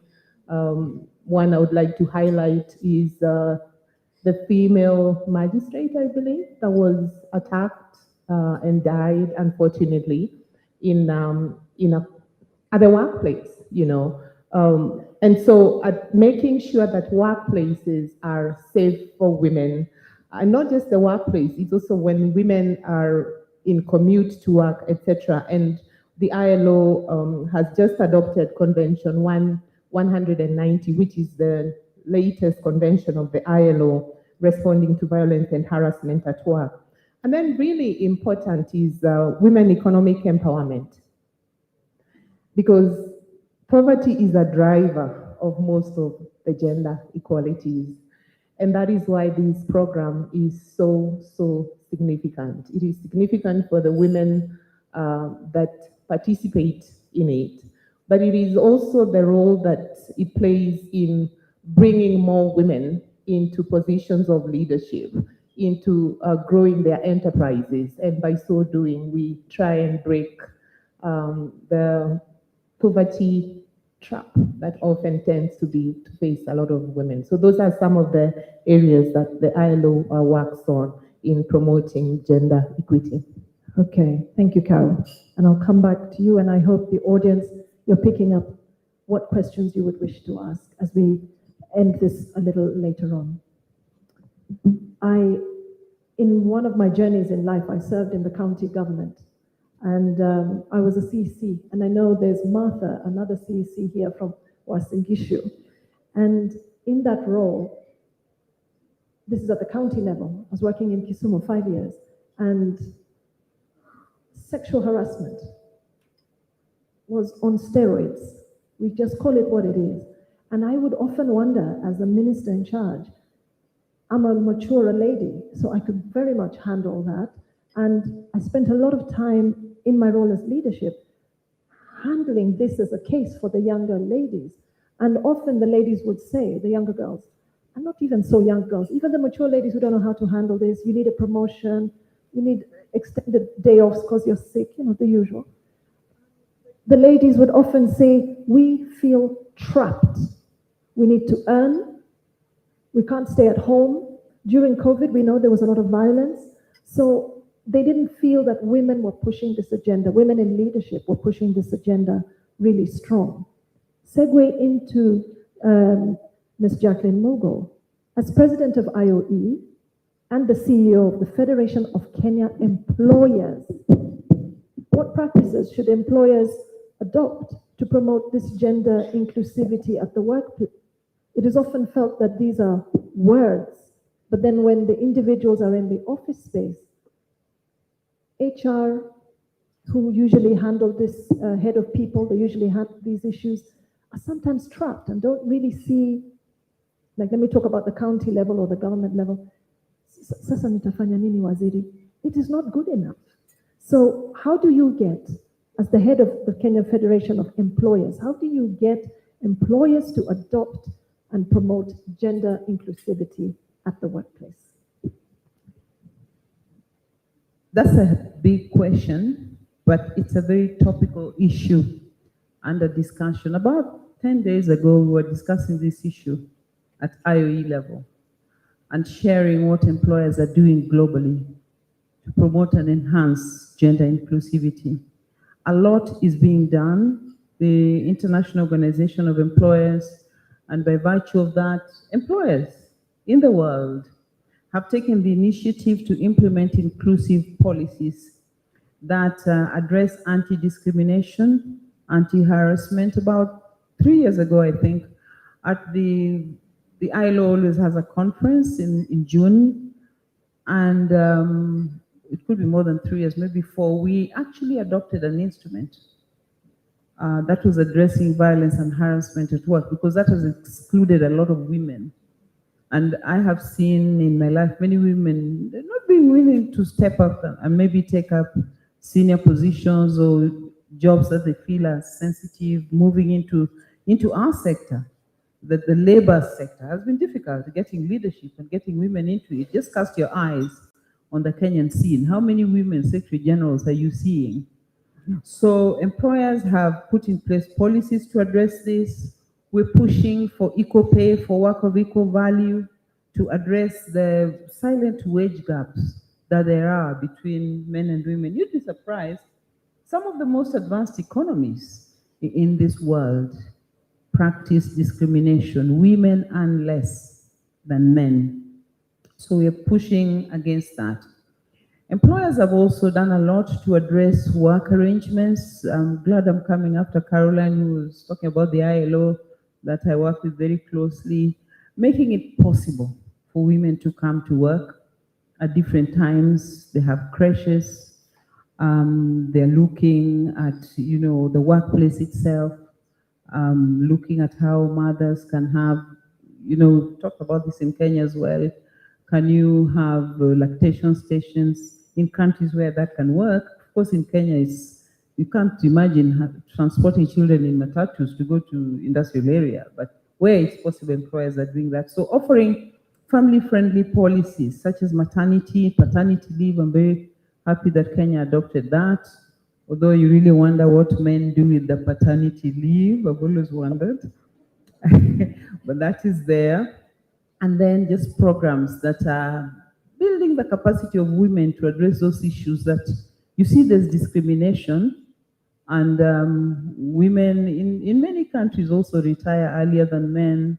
Silent issues like that. Just looking at the laws, the regulations, so that women can have the same pathways to growth as men. There are mentorship programs where older women are mentoring younger ones. Like some of us who've been in the workplace for a while, when there are younger people struggling with the issues that Justice Aloch was talking about, or you're talking about, Archie. What does a young woman do when she's facing sexual harassment, which is very common, especially in some sectors where you have large populations, in the education sector, in the media world, but even in ordinary workplaces? Can we create avenues where they can come if in distress, but it's even better to invest in it, to build the capacity to say no and to not in fear give in. We have programs that are sponsoring these kinds of programs to support women to do that. So a lot is being done, and I think what employers are doing is coming together to make commitments for women's professional growth and to give them the same opportunities as men, creating a culture where both genders have the same opportunities, and you're not being given a job as a token because you happen to be a woman, but actually they're recognizing you have the skills and what it takes. This calls for allies, even from male colleagues, because I think the gender inclusivity is not a fight against men. We need them. And there are a lot of male allies and champions who are working in this area as well. Tonight we tried to get some, but at the last minute, I don't know what happened. But we need the male gender also to be included in this so that we stop talking about this issue. The fact that we're still talking about it means there's a huge problem. So fostering an environment where inclusivity is part of the organization's DNA. That's the vision that employers have. Right. Thank you. And I know when I said this comment about sexual harassment, and then I said it's on steroids, I could see a collective gasp. I don't know whether it's because I said it out loud or the fact that, oh, thank God somebody else is saying it and not me. It's a damn nuisance, or both. It is a damn nuisance, but to your point, Jacqueline, if we don't get the men on board with us, then this is an exercise in futility where women just talk to each other. And it needs to stop. How do we draw in, this is not necessarily a question to the panel, but even to the floor, how do we draw in gentlemen into this story? It seems, even globally, again, a long international life, like I said, I lived in The Hague for a while with Justice Aloch. Even the gentlemen there, and these are the Dutch, fairly forward-looking, the Scandinavians, fairly forward-looking. It's still a challenge there. I digress for a moment. Married women, this is to Justice Aloch. Let me pose that to you. Do married women progress slower than single women? What is it that's slowing down? I believe that married women struggle. Is that your feeling? What do you experience? Perhaps we can talk to that space. Single women in the house, just, you might get married one day, it's good to know. Married women in the house is just good to know too. But that's the question. Married women, how is it that, are they impacted negatively by this issue? I think I can talk about this with authority because first and foremost, I have been married for 54 years. That was as at September this year, 11th September. Now, you're a married woman, an opportunity arises. And like, for example, the Kenya government nominated me to run for elections for all these international courts, you have to go for elections, by the way. And elections are in New York at the General Assembly. I went for those elections and I was elected, which means I was going to, I was going to join the court. And the court is not here in Kenya. The court is at The Hague. So a married woman, you get an opportunity like that. So what happens? Do you just pack your bags and go? No. So the situation can be very tricky because at what stage do you break the news to your husband? That not only that I got this job, but Mzee, I'm actually going to leave you here. It's tricky, it's very, very tricky. I was just fortunate that I'm married to a professional man, he's a medical doctor. But that was a different case. And I have been in touch with 1 or 2 women. She got a promotion from the UN offices here in Nairobi. She was supposed to go to New York. And the husband said, you going, the children are remaining here, I'm remaining here, that's up to you. Whatever you do there, whatever I do there, that's not your business. So married women, it is much more trickier than if you are a single woman. So you have to navigate it very, very carefully. Really navigate it. Choose the times when you can see on his face that I think now he can accept what I'm talking. I mean, it's really important. We cannot ignore it because there are many women who have got chances to go and develop their careers elsewhere, and some have ended up not going because the men have just said, normally it's not a woman who goes, it's me who should be going. So we must always be aware of the fact that we have to navigate. Maybe that's a time when you need a neutral third party if he's bent on saying you are not going. I took a long time before I broke my news to my husband. And I remember one day the Foreign Affairs, because I had to go there for several sessions after I'd been nominated. And they said, okay, now we have 2 issues.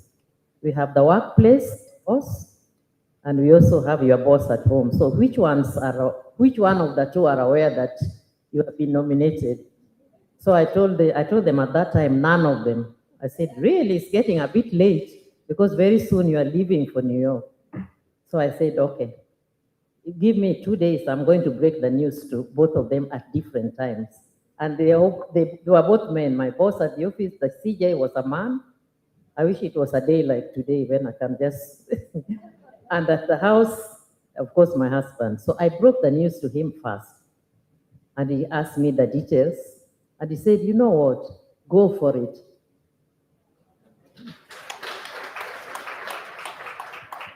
And then when I broke the news to my boss at the office, it was a different reception. But since I've already got my permission from my house, it didn't matter what. So we have to be careful about that. How you break your news at home. Yeah. Just time him. Yes. Sorry, gentlemen, you are here, but we time you. At what stage can I say this to him? Thank you. Thank you. That is real. That was me as well. I was leaving my husband in Europe and I wanted to be in public service in Kenya. Exactly that. I remember I had to come to Auntie, what do you think? And it really is a dance. And yet this is your friend, your spouse, hopefully, is a friend or the boyfriend. And it was such a dance. I went to get a coach to coach me on how, I talk about it. I do a lot of these leadership things. And I said, and I've produced some children. So we are legit. I still have to get a coach to negotiate and try and then this is what I learned, just like Justice Aloch says. When you ask your spouse, they're just like, yeah, man, go. So it's us also who inhibit, I think, ourselves. Okay, on to Nancy. You did the program. You've talked to us a little bit about it on the screen there. What initiatives have you put in place in your organization, therefore, to promote inclusion after completing this program? We were told to be purposeful. What have you done that was so different from what your organization knew once you came through this program? Thank you very much for an opportunity also to talk about my organization. I work for Juhudi Kilimo, and Juhudi Kilimo is a social enterprise that focuses on the rural smallholder farmer. And we empower them and finance them. And what is outstanding about the people that we serve is that 65% of our clientele are women. And right at that level, you can imagine the rural smallholder farmer, a woman sometimes who is left at home to take care of the children. And one of the major challenges, especially when they want to access finance, is that they sometimes have to go back home and seek for permission from their partners or from their spouses.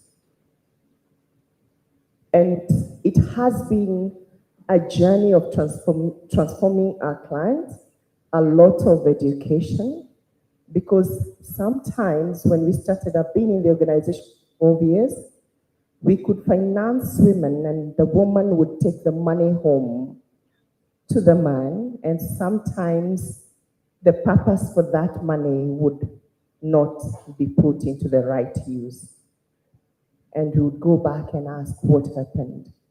So my institution where I work, it is not just employees that we work with, but even our clientele in terms of empowering them to understand first that they have the capacity to do what they want to do. And if you empower them, they're going to do amazing things. It's very interesting that the women we fund in our organization, the quality, the best payers, the people who pay back this money are women. And it has been proven that when you fund a woman, they'll take their kids to school, they'll be able to do some home improvement. Now let's get back to the people that we hire and I work with. 45% of the employees in Juhudi Kilimo, currently now at 438, are women. When I joined, and there is a transparency and a correlation between the women and the passion with which they serve other women. And that has been proven that we do it passionately. And also, the retention of the women is much higher in Juhudi than men, incidentally. At the leadership levels, when I did this program, because we've not had any challenges in terms of attracting women and retaining them, and we have had as good ratios as 50-50. But at the leadership, you find that the women shy away. They want to do the jobs that don't involve management. And I have been involved when I see talent to speak to women and influence them, the women in an organization that kindly apply for that position. And they tell me, Nancy, no, I can't make it. I don't think I will. And I tell them, please send that application. I'm waiting for it. I have a very cute example of a lady that I did that, and she's today the best performing branch manager in Juhudi. And she's pregnant. Yeah. So nothing will limit a woman from doing what is expected of them. I think as women leaders, what I just realized is we need to encourage other women. And I have done that in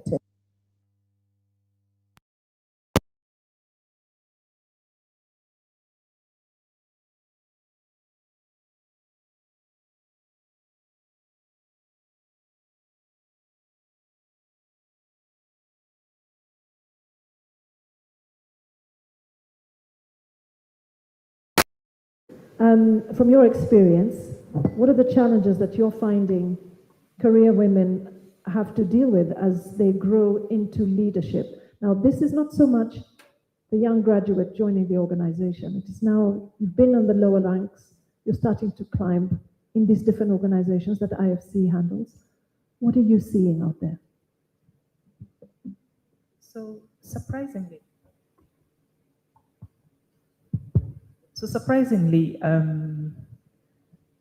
the barriers I say wouldn't be differentiated. I'd say these barriers cut across. And two major ones, which have really come across in the discussions we've been having, is one is sexual harassment. Sexual harassment in the workplace. People don't talk about it, so it's unseen, and you could hear from the gasp of the room, when you mentioned that, you experienced sexual harassment on steroids. And then gender-based violence in the home, because women come to the workplace and some of them have experienced gender-based violence, which affects their productivity. Sometimes they're absent. It affects, and if their productivity is low, then it limits their chances to promotion. And often the argument is that gender-based violence that happens in the home is a private issue and not a public issue, which is an argument that just perpetuates gender-based violence and women's lack of productivity in the workplace.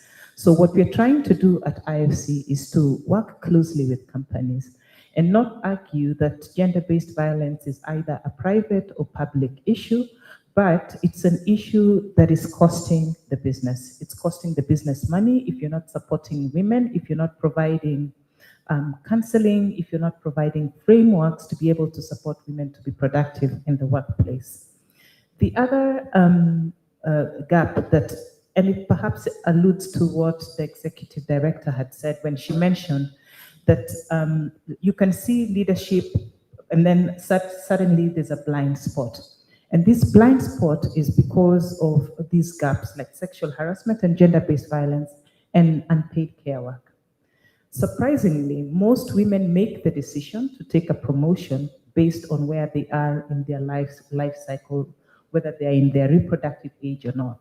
Because that's when they start gauging whether should I take more responsibilities, considering the responsibilities that I have in the home, or should I cut back my productive workload so that I'm also effective in the house. So then you start seeing numbers dwindling because women are at that stage. And we should work with companies to be able to help them to provide that enabling environment. Yeah. Okay, thank you, Wendy. And I'll move to the ED. This is the last of the two questions that I'm throwing to each panelist. You're successful, you're admired, you're beautiful. What would you tell Jacqueline, age 22? The younger woman on the beginning of her career path. Thank you, Archie. Someone should have told me those words at age 22. Then I wouldn't have gone through so many issues about your image and how you look and how you present. But at age 22, you're either at campus or just about to join. I would have told myself to believe in myself and not the narrative that other people have about me. And I would have told myself it's okay to fail and to learn from those failures. And I would have told myself, which I did, but I didn't realize it at that point, that you need people in your life who will be your mentors, on whose shoulders you can climb, people who believe in you, for you, and want your best. But I've been blessed to have these people. But I'm seeing a lot of young people today who don't have friends they can trust, who actually tell them the truth from a point of view of love because they want the best for you. That is a privilege I would have told myself at age 22. It's a blessing to have. And then finally, I'd have told myself at that age to be assertive, which I am by default. And because I've worked in a world largely dominated by men and trade unions, and it's very difficult. But I would have said that because a lot of my life has been through providence and through people who believed in me and pushed me. I'm a leader who in many ways has been pushed. But I would have also told myself at age 22 that it is okay to have values and to stick to your integrity and not give in when push comes to shove. Isn't that fantastic? Yeah, that's brilliant. I think I'm hearing, and I think the room is hearing, that one, women get in each other's space. So you are getting in the way of you, the girl. I'm hearing that we need mentors. I'm hearing that when opportunities show up, we shy away. I'm hearing it's difficult to balance the home life and the work life in terms of how do I approach the spouse, when do I climb, etc. I'm also hearing that we need allies on this journey. I'm hearing a lot about what the big international organizations and the big national organizations are doing to push these agendas to their employers. I am going to open it up to the floor. Hopefully you've got some questions for me, and then I'll ask the panelists at the end to summarize just their thoughts. Where would they like to see Kenya or women or the world in general to go to? Are there any questions from the floor? It scares me when we're not ready yet. I'm thinking I have 300, but I can't. I'm the moderator. So any questions? Cohort 18 is on this side of the room. Questions for the panelists? Are you satisfied at work? Are you climbing brilliantly? Is hubby or boyfriend in check? How are you doing? I'm sure cohort 19 has 19 questions, but cohort 18, here's some pressure for you. Some questions, ladies or gentlemen, what are you seeing about women in the workplace? Okay, let me move over to this side of the room. Cohort 19, any questions, any thoughts, any concerns, any insights? Here's a question on the reserved table, and another one coming. Good, thank you. Good evening. Good evening. My name is Audrey and I work for Swedfund. It's a Swedish development finance institution. And I'm sure some of the ladies in this room have been supported by Swedfund, and we will continue to support women to do this program. I'm also an alumni. Now my question is for Mrs. Mugo and Caroline, Ms. Njuki. What are governments doing to support employers to be able to undertake some of these initiatives? Because there's costs to this. So for example, in Sweden, a family or partners get combined, I think it's 14 months. Amanda, am I correct? 14 months leave. Not maternity, parental leave. And then it's shared between the spouses. So I think the mother can take up to a certain number of months, and then the partner can take the balance, and the government contributes something to that. So then it helps employers to be able to offer that long parental leave. That's just one example. So my question is, what are governments, and maybe in Kenya or in the region, in the case of Ms. Njuki, if you're working across the region, doing to support employers to provide some of these initiatives to support more women in the workplace? Thank you. Thank you, Audrey. I'll start with Carol. And thank you for that question. From the International Labour Organization, a lot of our work is around setting international labor standards. And the process of that, of which my dear friend Jacqueline has been a part for a really long time and really done it well, is negotiating what let me use this quote unquote, the minimum standard ought to be. And this is because countries globally are at different levels of economic development, different fiscal space. I mean, we are in Kenya, we know the kind of fiscal space we are in right now. And so it is negotiating broad terms that give an indication of what should happen. At the country level, that is left to national law, but also the flexibility itself that is found amongst employers. And I would like to leave that to Jacqueline to confirm. Okay, over to you, Jacqueline. The reality is that we're not there yet as Kenya, where the government is supporting employers to provide some of these benefits. And I think COVID-19 revealed that this was Kenya's and many of the developing world's soft underbelly in terms of social protection. We don't have those systems.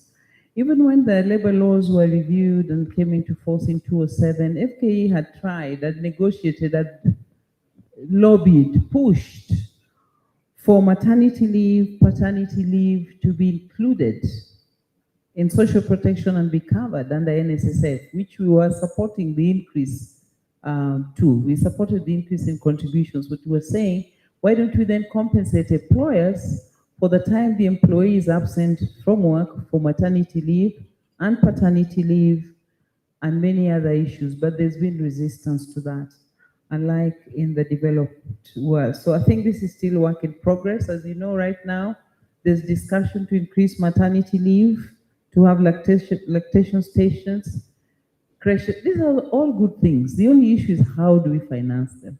And right now, the employer is bearing the costs. But we'll continue to do advocacy to see if we could get a change in terms of financing from the funds that we contribute to NSSF, NHIF. All this could be put under one fund for social protection. We're talking about work injury benefits and many, many other initiatives. Okay, thank you. Audrey, do you feel we've touched on what you wanted? Thank you. Thank you for the question. We have a gentleman in the room and our first ally in the room. Welcome, sir. Thank you very much. My name is Cosmas Mutava, a director in FKE, and I have two questions.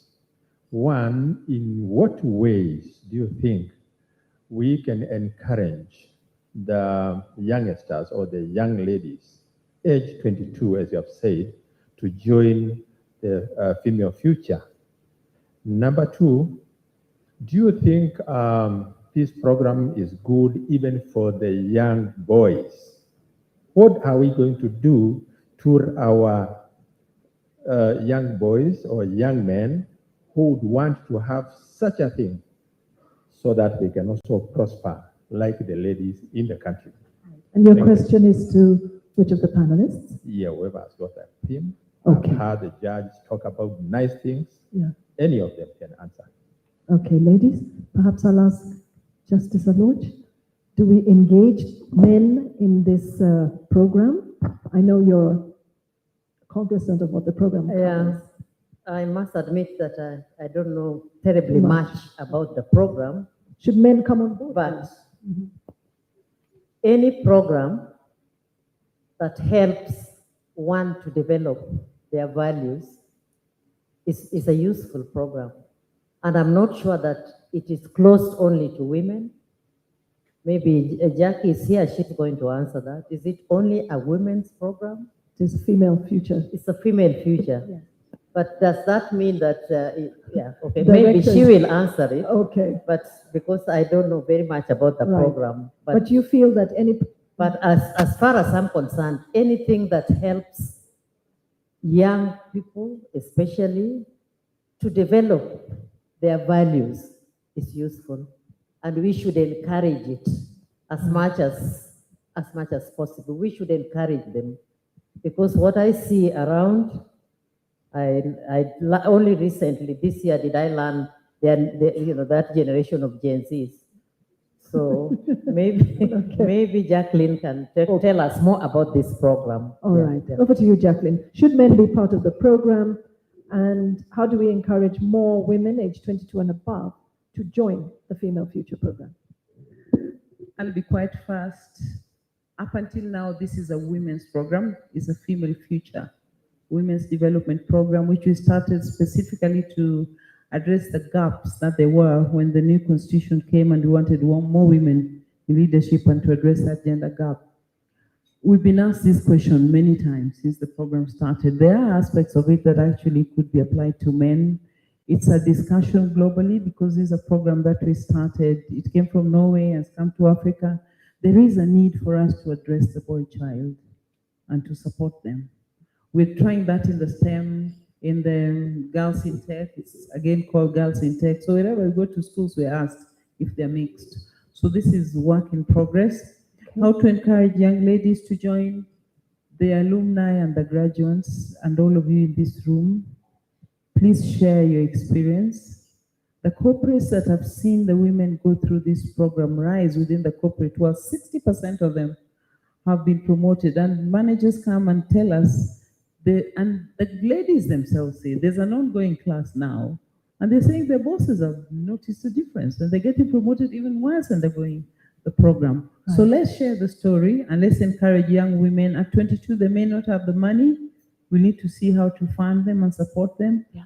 One of my eyes is looking at Caroline, who is at the other end, to see how we can support more women. Okay, thank you. Thank you, sir. Any other questions from the... Any other questions? No? Right. Let me ask Carol to speak either to this topic, but also to give your concluding comments about this conversation, the theme for this conference, this dinner, gender inclusion for impactful leadership. Thank you. You know, at the beginning, Jacqueline spoke to some of the statistics and Wendy as well. And we have to go back to why things are the way they are. And a lot of them are deep-seated cultural realities. And those need to be continually addressed. And that is where having men, our fathers, our partners, our brothers, our sons, those of us with sons, as allies in this agenda is so critical that we start changing these so that I've heard that we're going to take the next 100 years. It's really heartbreaking to really achieve parity, equity, if we are lucky. That cannot just be left to chance. It is deliberate. It is not just policy. Policy will not change practice at the very local level just overnight. And so it is really seeing ourselves at the heart of the inclusivity agenda. And two, I just have 2 points quickly. Two is for us as women, we need not be apologetic. It is okay to be woman.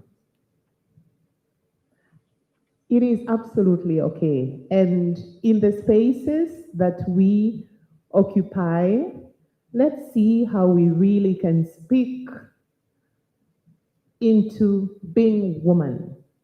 And how do we do that? It is if there are opportunities that we know about, let us inform the women around us about them. Because there is this very unfortunate remark that women are their own worst enemies.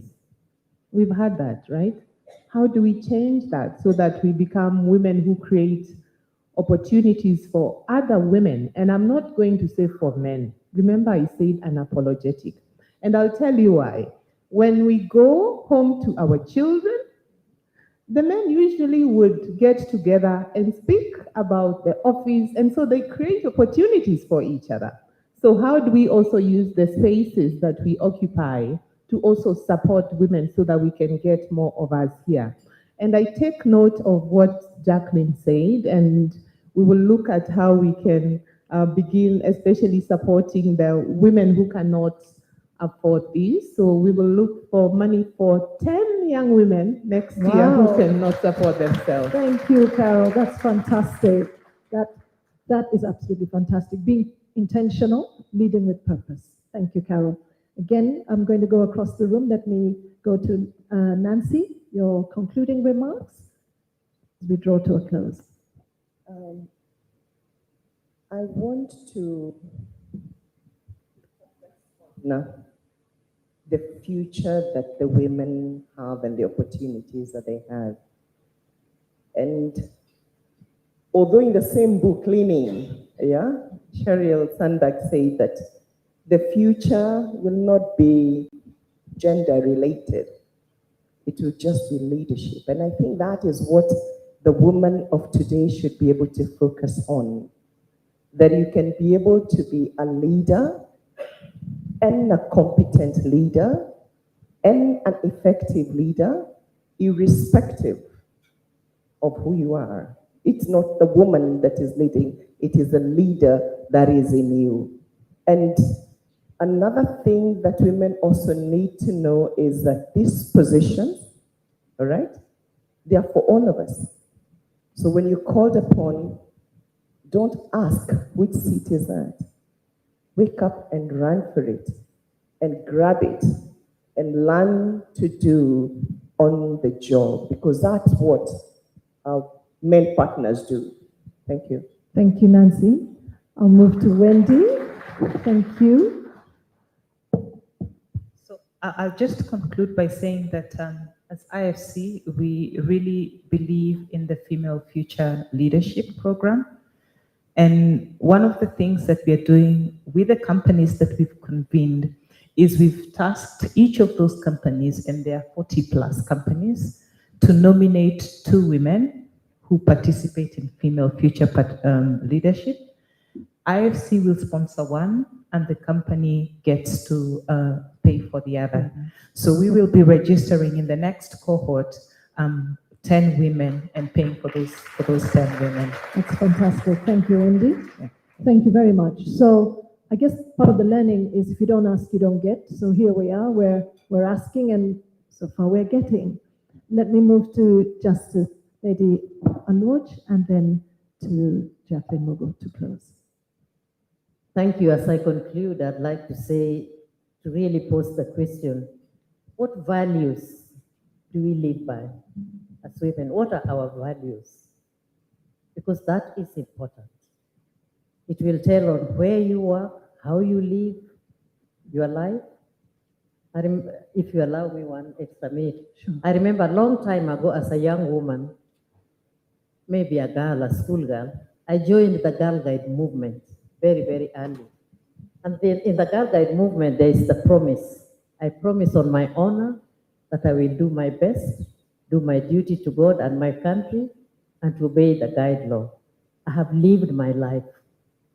Inherent in that promise of Girl Guide, there is integrity, there is courage, resilience, vision, name it. So what values do you live do you live by? It's very important to define your values. Thank you. Thank you very much. A valid point. And sometimes women would say, but the society offers values that are in conflict with ourselves. But then we are leaders, so how do we champion it differently? And over to Jacqueline Mugo, I'd like you to give your concluding remarks, and then we will close this panel. Thanks, Archie. First, I just want to appreciate the panel. We were really torn as to who do we get onto the panel, how do we invite them, for them just agreeing to come and share their lives. Earlier on, you asked about our vision for Kenya. Yes. And someone talked about unconscious bias. My vision is that we would have a Kenya that addresses both the unconscious and the conscious bias on gender inclusivity. Gender balanced, violence and harassment free society where women and boys thrive. Boys are also getting harassed. I'd like to see more women on C-suite positions and on boards. And finally, to thank Caroline and Wendy for their promise. This 10 seems to be a magic number. Since I have some element of friendship with the ILO Director General Caroline, we can collude to approach the big ILO to help us address this issue of funding for women. When we launched this program over 10 years ago with the then FKA President Linus Gitai, we didn't know it would grow to this level, but there's so many more women who could join this program. And that rallying vision for me is the Jackie at 22. What about the Wamboi at 22? Indeed. The Grace at 22, let's help them. Okay, thank you very much. A round of applause for our panel. Do you agree it was an informative session? Did we touch on issues that are a bit like sexual harassment on steroids, things like that, how you balance marriage, how we sometimes get in the way of us, refusing to apply for positions because we think we're not ready, we're not capable, all of that. But I think it was an uplifting session. I personally have thoroughly enjoyed it. Another round of applause. Ladies, I'd like you on your feet so that the photographers can take photos of this panel. Mr. Photographer, he was behind me somewhere. Is he here? Oh, there he is. Okay, ladies.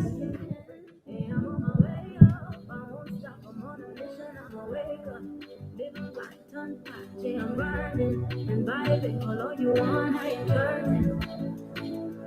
Cause I'm a woman, I'm a woman, I'm a woman, I'm a woman. Hey, I'm a woman, I'm a woman, I'm a woman, I'm a woman. I'm a woman, I'm a woman, I'm a woman, I'm a woman, I'm a woman. I'm a woman, I'm a woman, I'm a woman, I'm a woman. Yeah. My mind is growing. Look at my skin is glowing. Say I am not all knowing, but I know where I'm going. Ladies, we'd now like to invite you to dinner. Dinner is outside the doors. The time now is 8:27. And we'll be back in the room, returning to the next session, which is presentation by the cohort presidents, beginning with 18 and then 19. We'll be ready for you at 9. Yes, and we'll start with the high table, please. Ladies, I know you've just taken a seat. Through the doors, if we can keep the doors open. So we're back in the room at 9 o'clock. Thank you.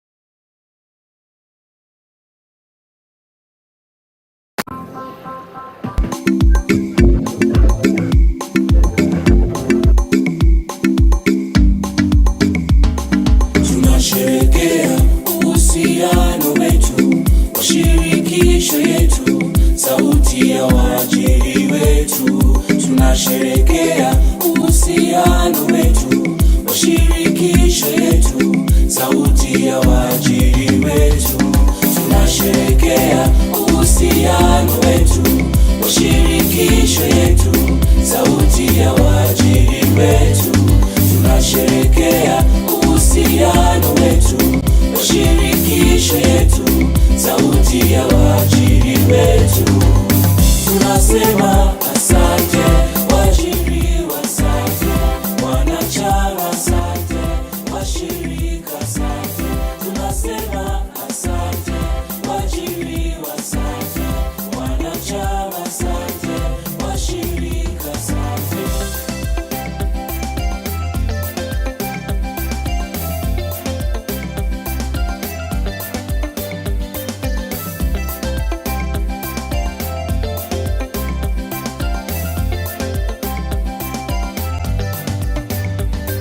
Tunafurahia miaka za upendo za maendeleo, shirika la wafanyikazi wetu. Tunafurahia miaka za upendo za maendeleo, shirika la wafanyikazi wetu. Tunafurahia miaka za upendo za maendeleo, shirika la wafanyikazi wetu. Tunafurahia miaka za upendo za maendeleo, shirika la wafanyikazi wetu. Tunasema asante, waajiriwa asante, wanachama asante, washirika asante. Tunasema asante, waajiriwa asante, wanachama asante, washirika asante. Tunasema asante, waajiriwa asante, wanachama asante, washirika asante. Tunasema asante, waajiriwa asante, wanachama asante, washirika asante.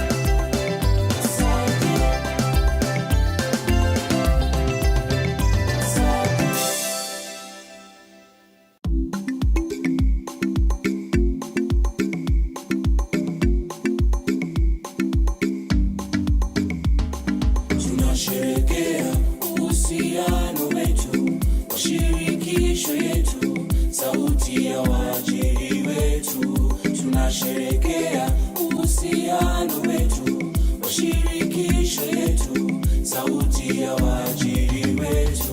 Tunasherekea uhusiano wetu, washirikisho yetu, sauti ya waajiri wetu. Tunasherekea uhusiano wetu, washirikisho yetu, sauti ya waajiri wetu. Tunasema asante, waajiriwa asante, wanachama asante, washirika asante. Tunasema asante, waajiriwa asante, wanachama asante, washirika asante.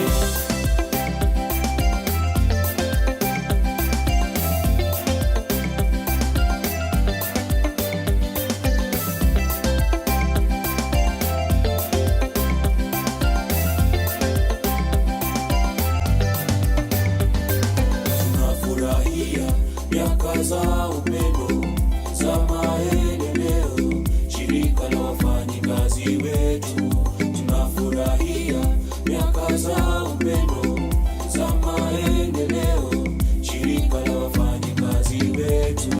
Tunafurahia miaka za upendo za maendeleo, shirika la wafanyikazi wetu.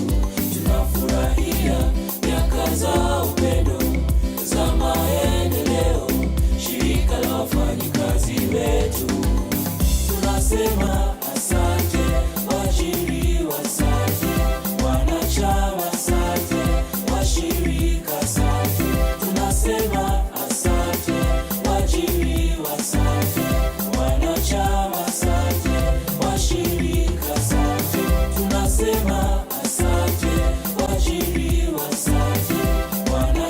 asante, washirika asante, tunasema asante, waajiriwa asante, wanachama asante, washirika asante.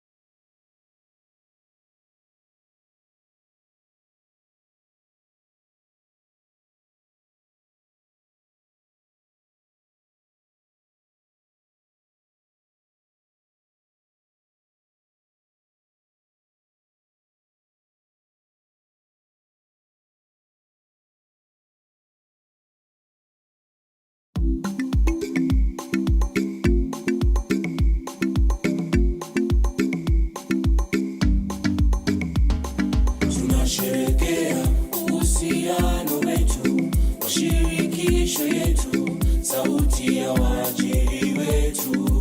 Tunasherehekea uhusiano wetu, mashirikisho yetu, sauti ya waajiri wetu. Tunasherehekea uhusiano wetu, mashirikisho yetu, sauti ya waajiri wetu. Tunasherehekea uhusiano wetu, mashirikisho yetu, sauti ya waajiri wetu. Tunasema asante, waajiriwa asante, wanachama asante, washirika asante. Tunasema asante, waajiriwa asante, wanachama asante, washirika asante.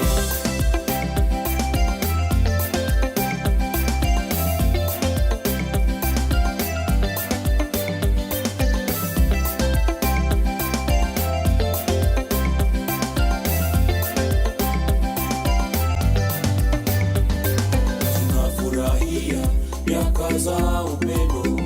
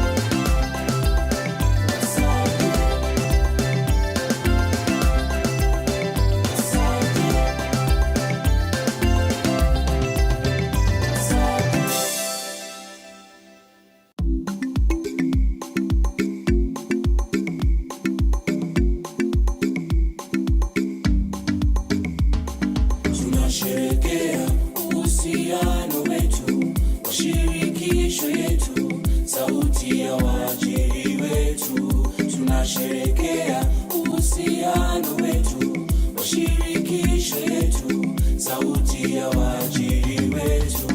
Tunasherekea uhusiano wetu, mashirikisho yetu, sauti ya waajiri wetu. Tunasherekea uhusiano wetu, mashirikisho yetu, sauti ya waajiri wetu. Tunasema asante waajiriwa, asante wanachama, asante washirika, asante. Tunasema asante waajiriwa, asante wanachama, asante washirika, asante.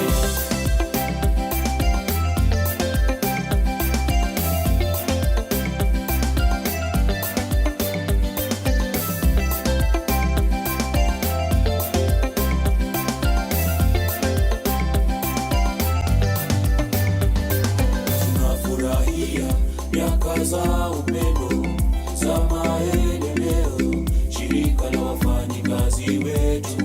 Tunafurahia miaka za upendo za maendeleo, shirika la wafanyikazi wetu. Tunafurahia miaka za upendo za maendeleo, shirika la wafanyikazi wetu. Tunafurahia miaka za upendo za maendeleo, shirika la wafanyikazi wetu. Tunasema asante waajiriwa, asante wanachama, asante washirika, asante. Tunasema asante waajiriwa, asante wanachama, asante washirika, asante. Tunasema asante waajiriwa, asante wanachama, asante washirika, asante. Tunasema asante waajiriwa, asante wanachama, asante washirika, asante.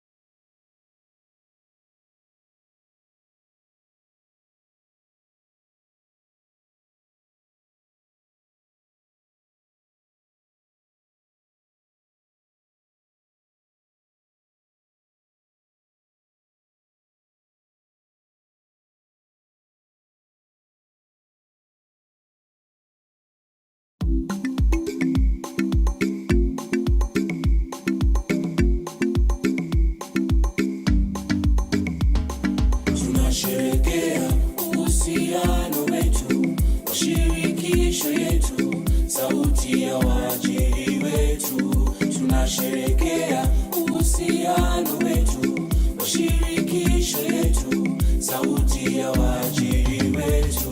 Tunasherekea uhusiano wetu, mashirikisho yetu, sauti ya waajiri wetu. Tunasherekea uhusiano wetu, mashirikisho yetu, sauti ya waajiri wetu. Tunasema asante waajiriwa, asante wanachama, asante washirika, asante.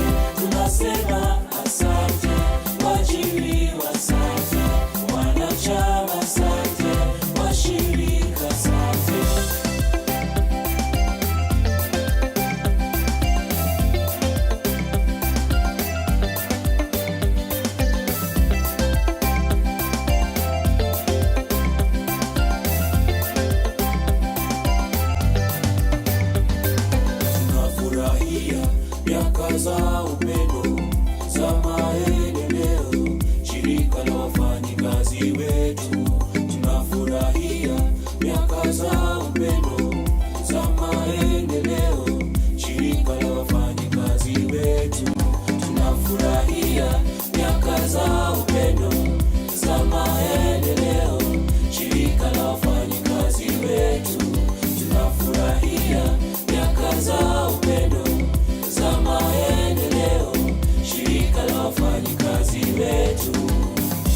tunasema asante, waajiriwa asante, wanachama asante, washirika asante, tunasema asante, waajiriwa asante, wanachama asante, washirika asante, tunasema asante, waajiriwa asante, wanachama asante, washirika asante, tunasema asante, waajiriwa asante, wanachama asante, washirika asante.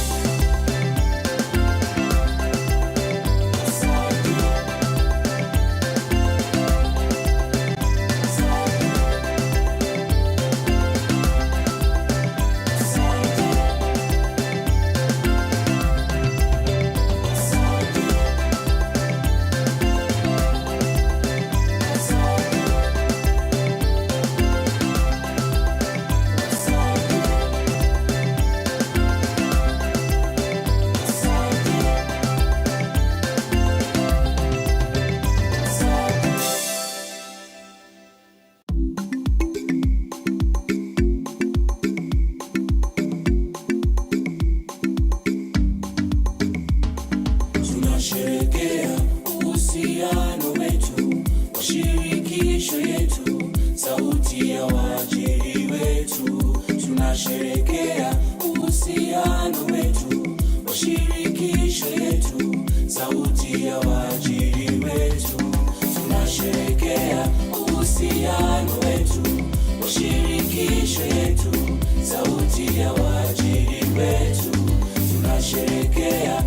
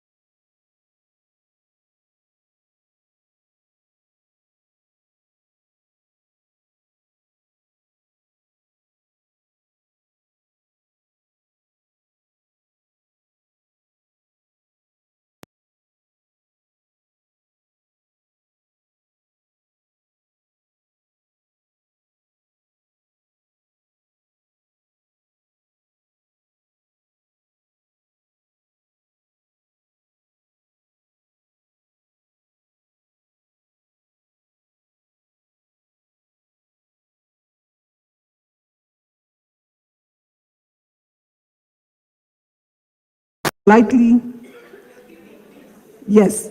So do you get my point? She had already made the decision on what she wanted to do, and that's what we need to do, yes. So after dinner now, we're coming to another session where we want to give the cohort presidents a chance to give a brief presentation.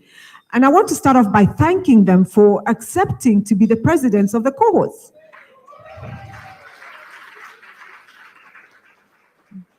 They accepted to be the coordinator. They accepted to be the liaison with FKE and the cohort. They also did initiatives, took initiatives and did some actions. I mean, they did well. So we're grateful that they did that. And that's leadership in itself, isn't it? It's leadership. So I'll start off by calling out Winnie Kereri for cohort 18. And I'll just give you just a short bio. The bios are all long because you're all so accomplished. But I just want to give you a glimpse of who she is. So Winnie Kereri is a HR practitioner and visionary leader. Jackie, you're not the only one with problems. You could say the statistics. I can't say practitioner. And visionary leader with a career spanning over 20 years in strategic leadership, talent advisory, developing high-performing teams, and building human-centric organizations. She has an extensive experience in organizational transformation, culture, and change management in company mergers and acquisitions. She's the head of learning and talent development in NCBA Group across 6 African countries.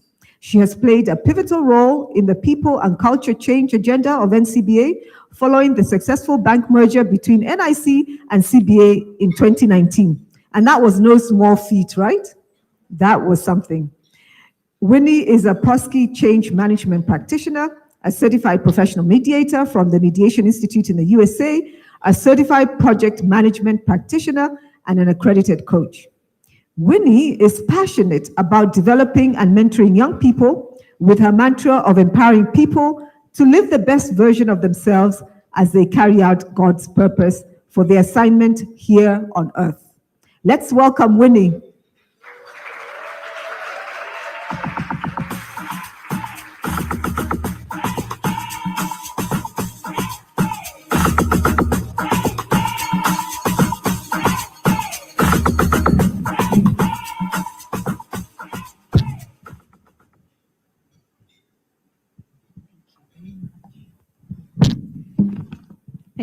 Thank you very much. Good evening, everybody. My cohort members, I hope you are ready with the marking scheme from our rhetoric class. Let me make an attempt to represent you and represent you well. So, ladies and gentlemen, good evening.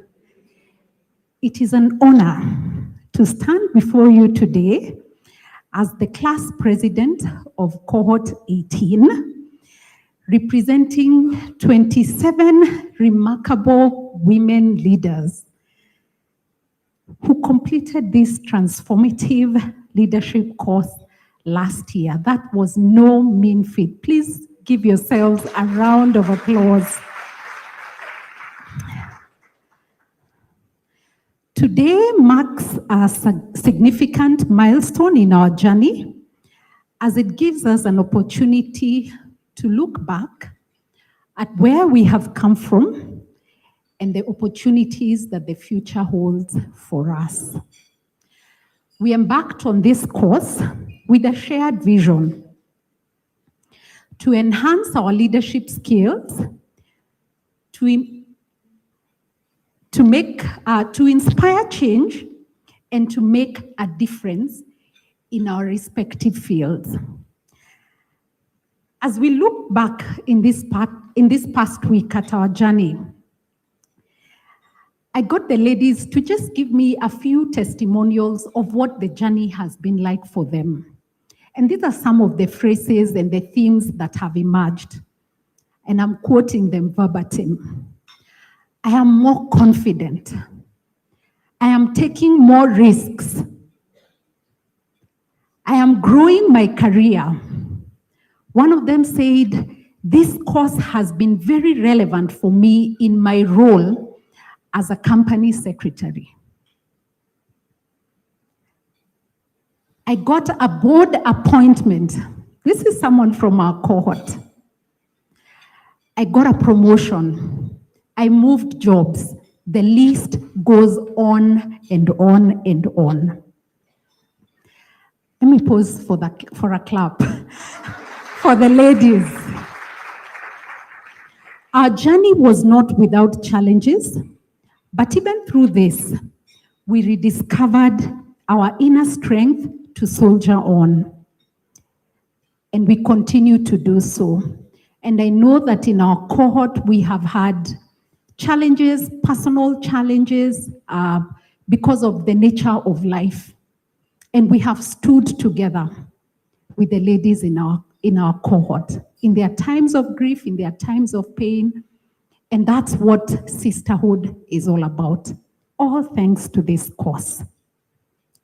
Speaking of challenges, and this one is now with regards to the course content. We did a course on board competence. We learned, yes, if you know, you know. We had some sleepless nights, cracking the assignment, a bit of a back and forth wondering why the B or the C was not an A. Mr. Karugo Gatama is not here this evening, but you know, some interesting times through that course. But the result of it is that what you have before you today is women leaders who are more than ready, who are already starting to occupy board positions and to take their place in corporate governance in this country and the region. What we have learned from this program is that leadership is not just about ourselves. It's not just about ourselves, it's also about the courage to stand up for others, and more importantly, paying it forward and growing other women leaders. So I'm incredibly proud of each and every one of us and the graduating ladies in this room, extending beyond cohort 18. We have grown, we have learned to listen, to empathize, and to lead with integrity. As I come to a conclusion, I want to say that as we step into this next chapter of our lives, let us carry forward the lessons we have learned. Let us continue to support and uplift each other, to challenge the status quo, and to lead with passion and purpose. The world, and I will echo the words of Lady Justice Aluoch, the world needs us. The world needs us. The world needs our voices, our ideas, our leadership now more than ever. To FKE, NHO, our wonderful facilitators, Mr. Wanyoike, I see you there. We want to say a big thank you. Thank you for developing such an impactful program for women leaders in this country. You have equipped us with the tools we need to succeed, and for that, we are eternally grateful. To my fellow graduates, this is just the beginning. Let us go forth and lead with confidence, compassion, and courage. Together we can achieve great things. Thank you.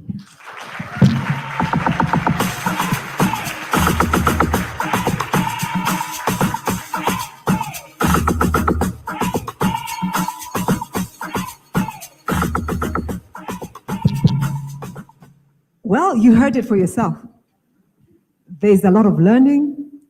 There's a lot of sisterhood. You can't do without sisterhood and standing together. And I think probably also forging the way forward together, because you can help each other. At least in rhetoric, we tell you to make sure that you hear each other out and give honest feedback and all that. So if you put into practice all that you're learning, as Winnie has said. So Winnie, you've put everything in practice. You will not regret it. But Jackie, somebody told me that they're going to miss, the program. So I don't know what we're going to do. Is there number 2? And by the way, I did say about the alumni. The alumni is going to be bigger and better and vibrant. Correct, Executive Director? Yes. And you're part of it. So please let's make sure that we, including myself, that we're part of it. I want to bring in Cohort 19 President, Martha Cheruto Nyangwaria.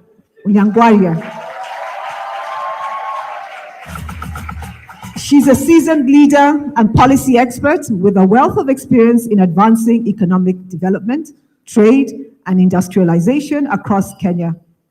Currently serving as the CEC for trade, investments, industrializations, tourism, cooperatives, and enterprise development in Uasin Gishu.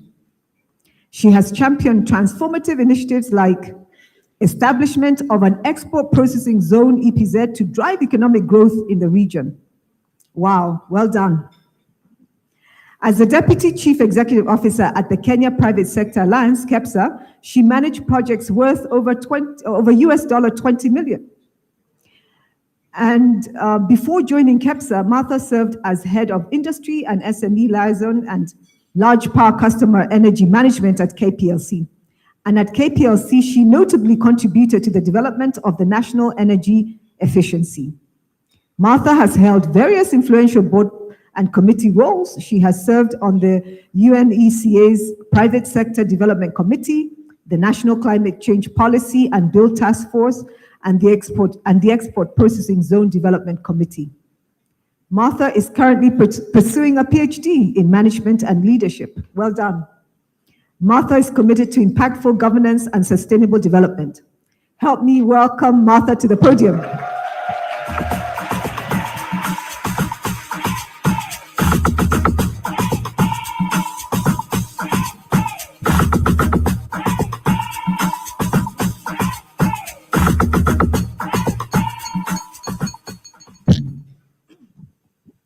If you're happy and you know, clap your hands.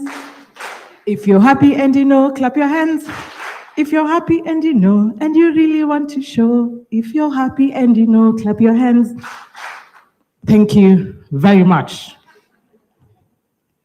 To the chief guest, Miss Patricia Ethao, really nice to see you. She was a board director where I was at KEPSA. Thank you for your guidance. This is your product. Thank you very much, chief guest. I recognize all leaders present, standing on the protocols already established. I am Martha Cheruto, as you've been told, and truly proud to stand here as Cohort 19 class president. Cohort 19, hoye! Thank you very much. I recognize presence of other directors that I know. Mutava, I recognize you. Our ED and CEO of KFEE, we thank you very much. We look up to you and thank you for leading us because we are here, courtesy of your vision, and we appreciate. Lady Justice Alwatch, you have been a name that has been there, and it is an honor for us to be with you in the same room. Thank you very much. To the partners, all the way from Norway, we appreciate you. Thank you to the president of FKE and all leaders that are present here today. The other thing I also want to recognize are all the guests that have come to join Cohort 18 and Cohort 19. And in particular, allow me to request us to celebrate my mom, who is in the house. Mom, please stand up.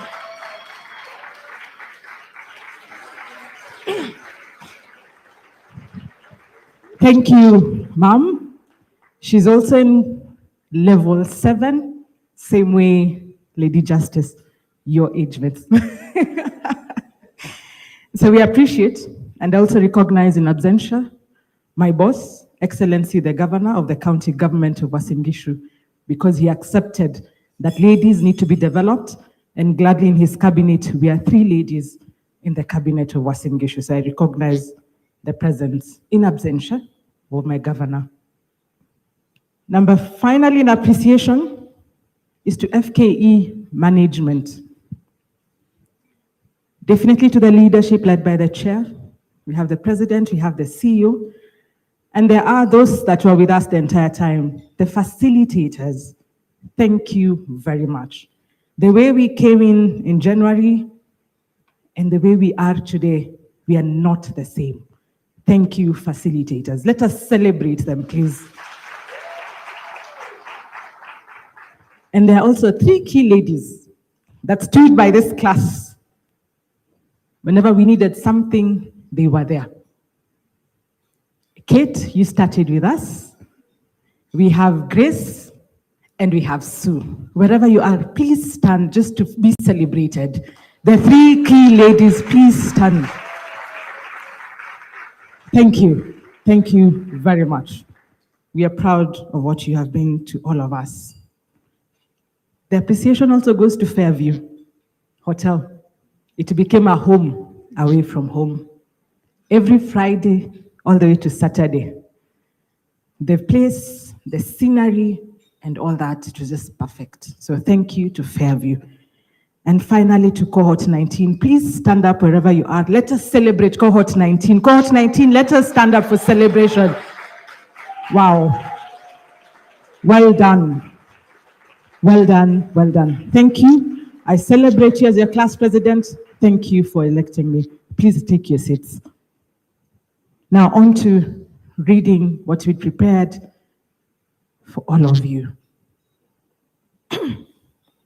It is both an honor and a privilege to stand before you, particularly all the extraordinary group of women here tonight.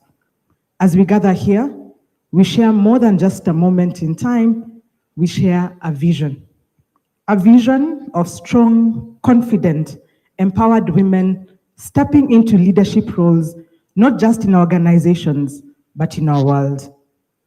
We started out as ladies who came with the thirst of gaining knowledge, learning more about ourselves, getting a more Kenya of growing up the ladder, and even getting into good positions.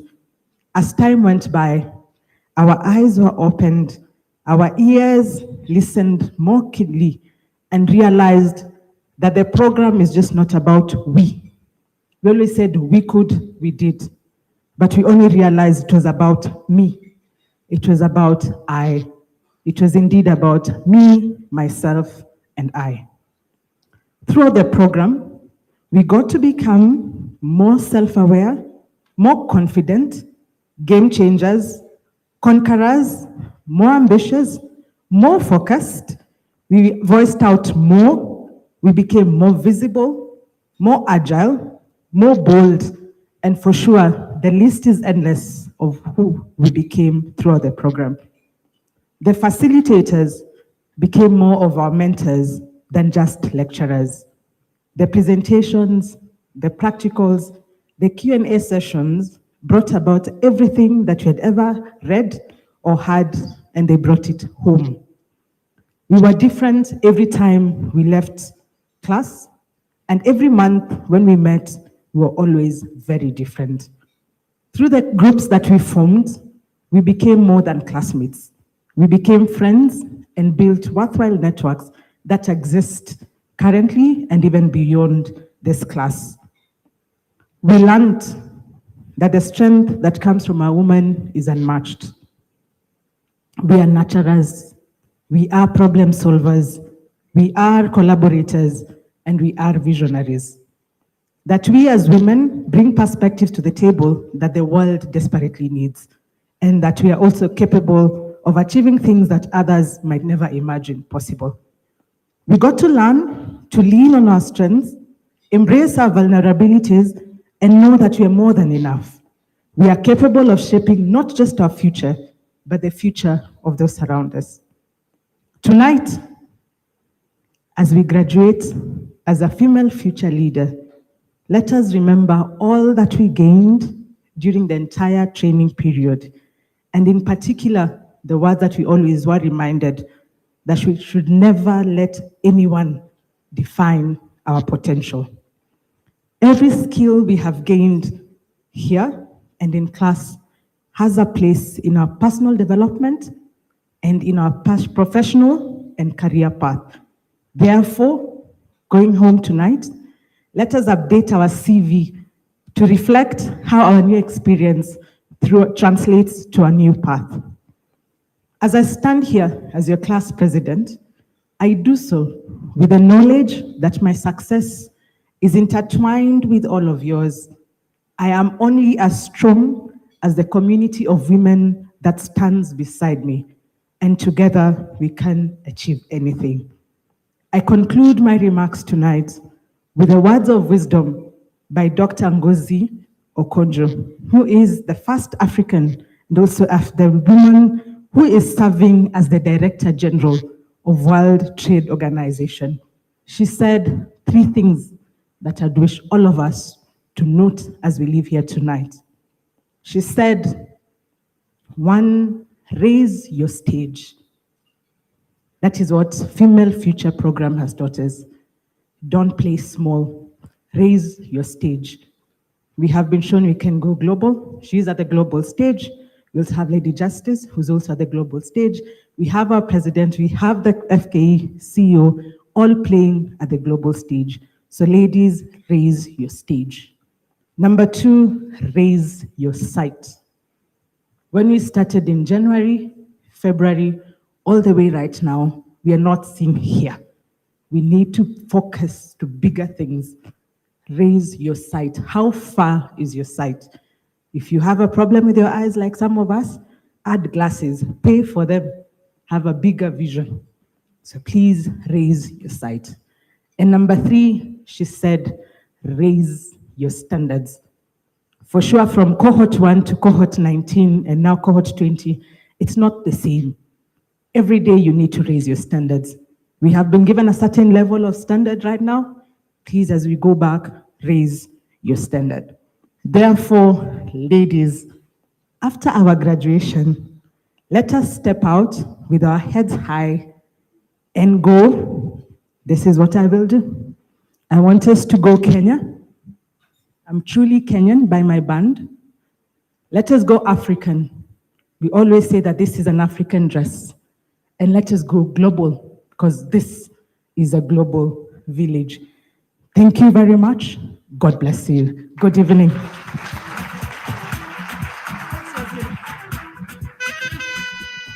Thank you, Martha. That was great. I want to move us into the next speaker. As you know, this program originated in Norway, so the representative will be speaking on behalf of the ambassador. Before Nina comes to the stage, I have some more updates. Pause for effect. I'm just giving you the hashtags. FKE would like you to take photos and post them on the following hashtags. You guys thought it was something else. No, FKE Female Future, that's one of the hashtags. Future is female, that's another. And FK Female Future Program, FFP Graduation 2024. Please post your event. It is your event. The more you shout about it, the more we make noise about this program and potentially get new women to come and join the program. It's also being streamed live. Your family who are not here can watch it on the FKE YouTube channel. I also note that some of you, the graduands, have come with your young daughters or sons. Is that correct?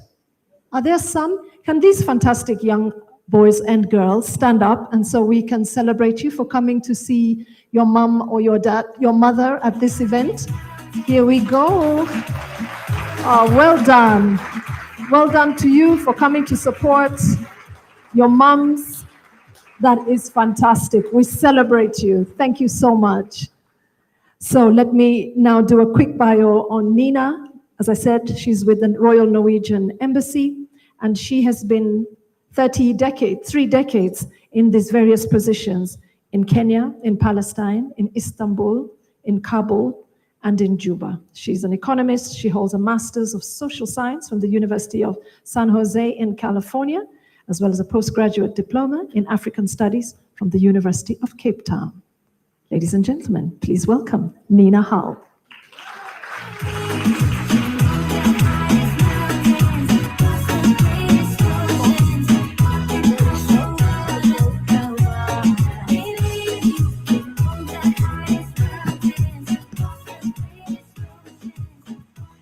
Distinguished guests and graduates, it's an honor to be here. I'm a little intimidated as well with this room full of powerful, accomplished women. But mostly I'm very, very honored and inspired to be here today.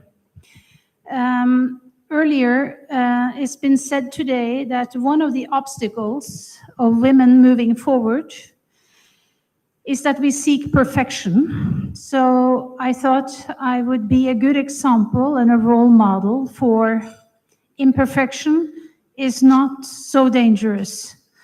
So here I go. Habari sa jioni.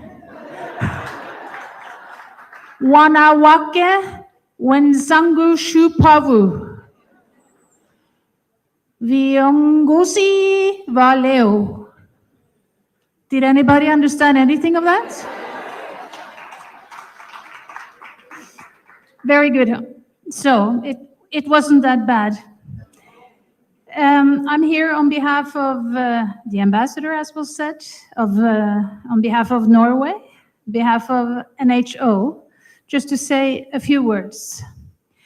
Norway has long championed gender equality as a cornerstone for sustainable development and growth. And programs like Female Future Leadership align perfectly with these priorities of the broader agenda of Norway. Also highlighting the value of inclusive leadership in driving innovation, resilience, and prosperity, which has been said here earlier today as well. The Female Future Program was born in Norway in 2003 as a response to the introduction of a new law requiring at least 40% representation of women in all company boards. In Norway, since the start of the program in 2003, more than 2,000 women have been part of this program from more than 1,000 companies. But despite this, gender equality in private sector leadership is still lagging behind, not just here in Kenya, but also in Norway. And this is evident in Norway and globally, and the Female Future Program continues to be relevant in Norway 20 years after it was born.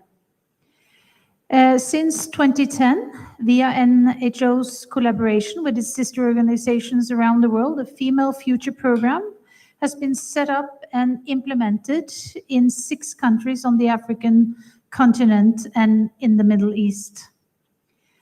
It is fantastic to see how various employers' organizations have turned the Female Future Program into success in different contexts. I think that also has been mentioned earlier today, how it has been adopted to the context of the different countries it's implemented in. But it still has maintained the spirit of what is the purpose of the Female Future Leadership Program. As also has been mentioned earlier this evening, assessments of the program show that Female Future Program leads to career advancement, 46%. If I remember correctly, that's even higher here in Kenya. This is an average. And board position, 27% of the participants. And that's quite a high number. Implementing employers' organizations have increased their understanding of the importance of gender equality for sustainable business. In addition to, and from me to you, in addition to all you have learned on the program, I hope that part of it is that you have found your inner strength to do whatever your dreams are, and that you have come to understand that You are capable of a lot more than maybe you think. We are proud of you, very much so, and I'm also going to end with imperfection. Hongera kwa hatua ya kuunguso kasini. I promise you, I will really practice. Navatakia kila laheri. Asanteni.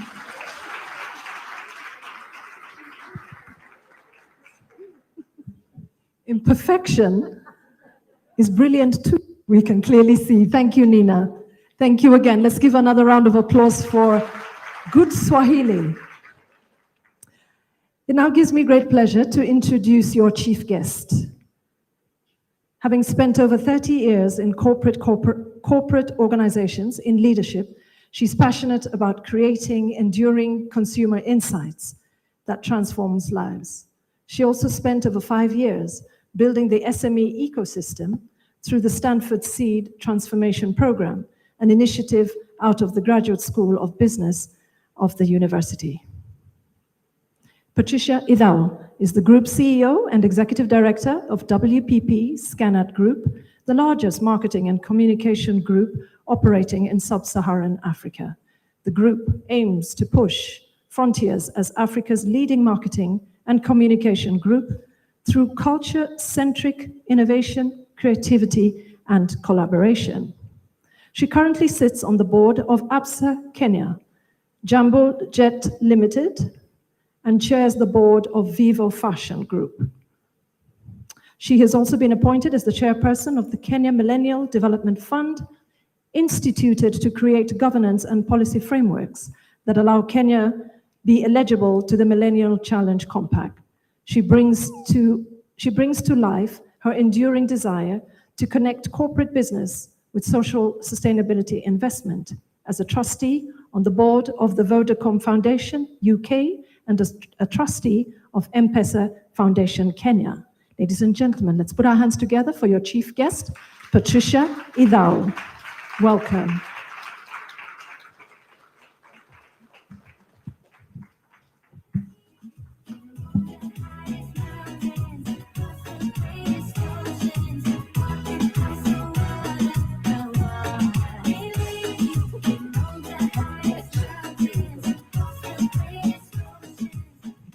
Okay. Shall I start by saying good evening again to all you beautiful women and beautiful men? How are you? Are you all keeping very well? Okay, I'm going to say the first stats and then I'm going to throw them all away because let's say this. So I think as I stood here, the first thing that I felt I had to share is that, as we all know, companies actually cannot expect to remain competitive globally and in the global economy without tapping into 50% of the potential workforce.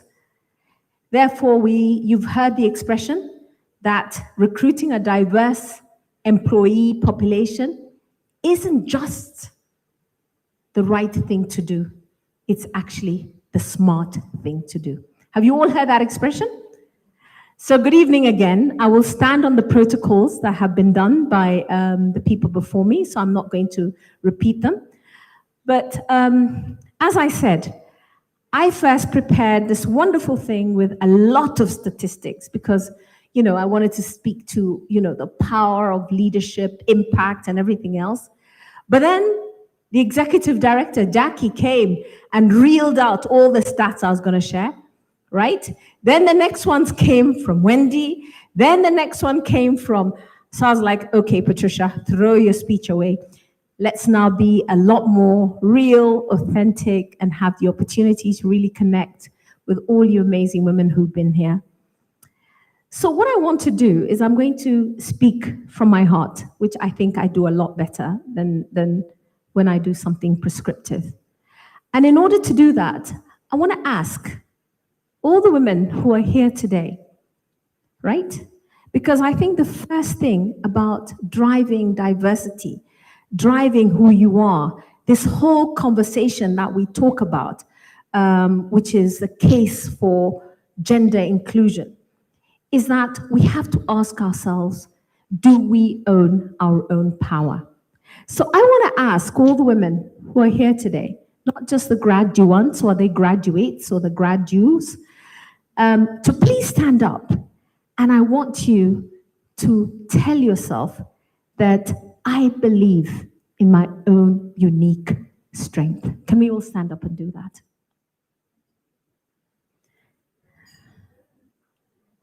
I'm trying to make you shake the food. It has to go down, right?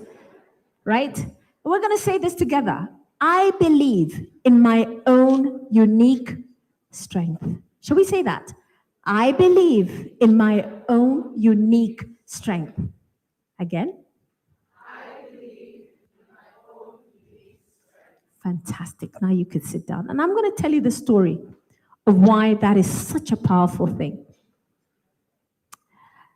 You know, as women, we spend a lot of time, the conversation that was started here, when the panel sat here, it was really talking about the challenges that women have gone through the years, and which we continue to go through, because many a time, even when we have this program is designed to do catch up, correct? It's catching up.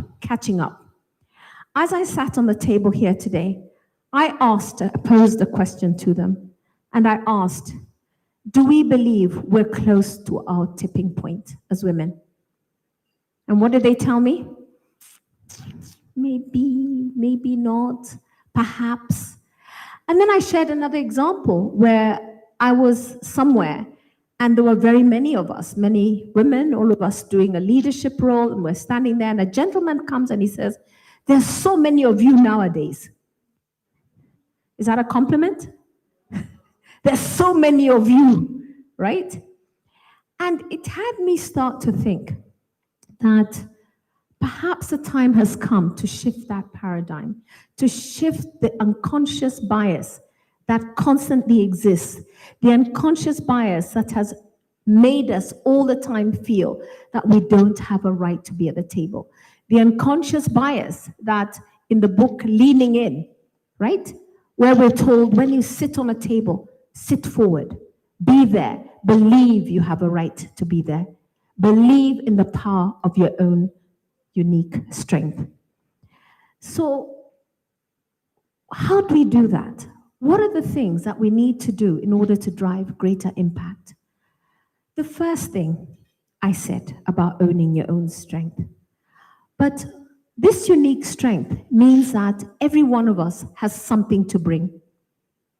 When we talk about 50% has to be on the table, it is the whole 50% in whatever form it comes. I do not expect anybody to be like Patricia. I don't want to be like Jackie. I'm not going to be Justice Alwatch. I'm not going to be Wendy. I'm not going to be Gilda. Gilda was my classmate, by the way, the president. We all have something we're bringing. How do we start to use our power? Because that is what allows us to drive the impact. Because it's every little thing that we are that is going to help us be forward. So I said that. The next thing is, as we do that in the environments that we exist in, we have to start setting clearer, bolder goals. Clearer, bolder goals. When I was growing up and, I was expecting at the time, and I remember saying, there was an opportunity that was coming up. And I don't know, Jack, whether we're still together at the time. And when they noticed I was expecting, and they were like, okay, will you be able to do the job? And I said, I'm not pregnant in my head. Okay? So the pregnancy is here, but my head, my legs are still functioning, right? So I had a goal. I had to figure out with that goal how I'm going to do things, how I'm going to move forward. In setting clear goals, it's around really not being afraid to dream and dream big. Do you remember the point that was made by the moderator here? Sometimes we're the ones who hold ourselves back. We underestimate the power and the strength that we have.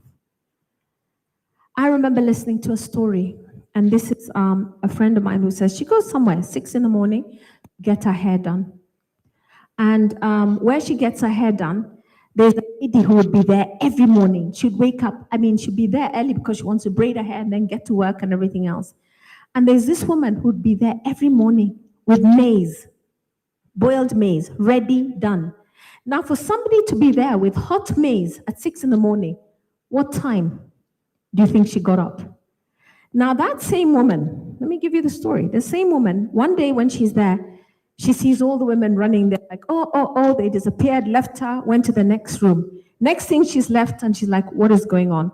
And then they say, oh, she's giving birth. She's giving birth. She had come that morning, continued to do the work, brought her maize, but she was giving birth. She gave birth. They took her to a little clinic somewhere. Let me tell you, 3 weeks later, when she had gone to do her hair, who was there bright and early with a maize? So, what does that speak about the power that we have as women?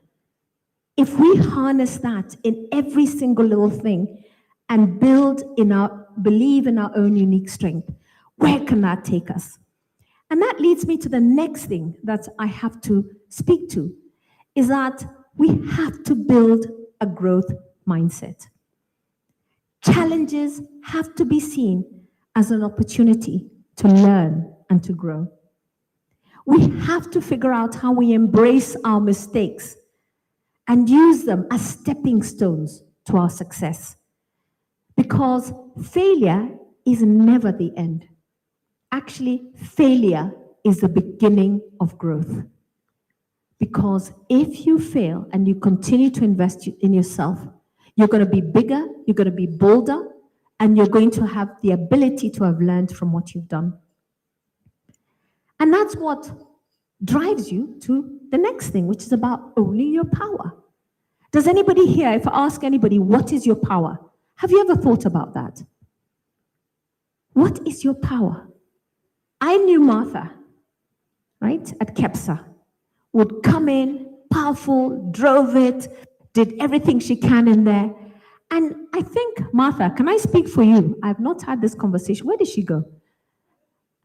And I believe Martha, for all intents and purposes, recognized that her power may not have been realized in that organization, correct?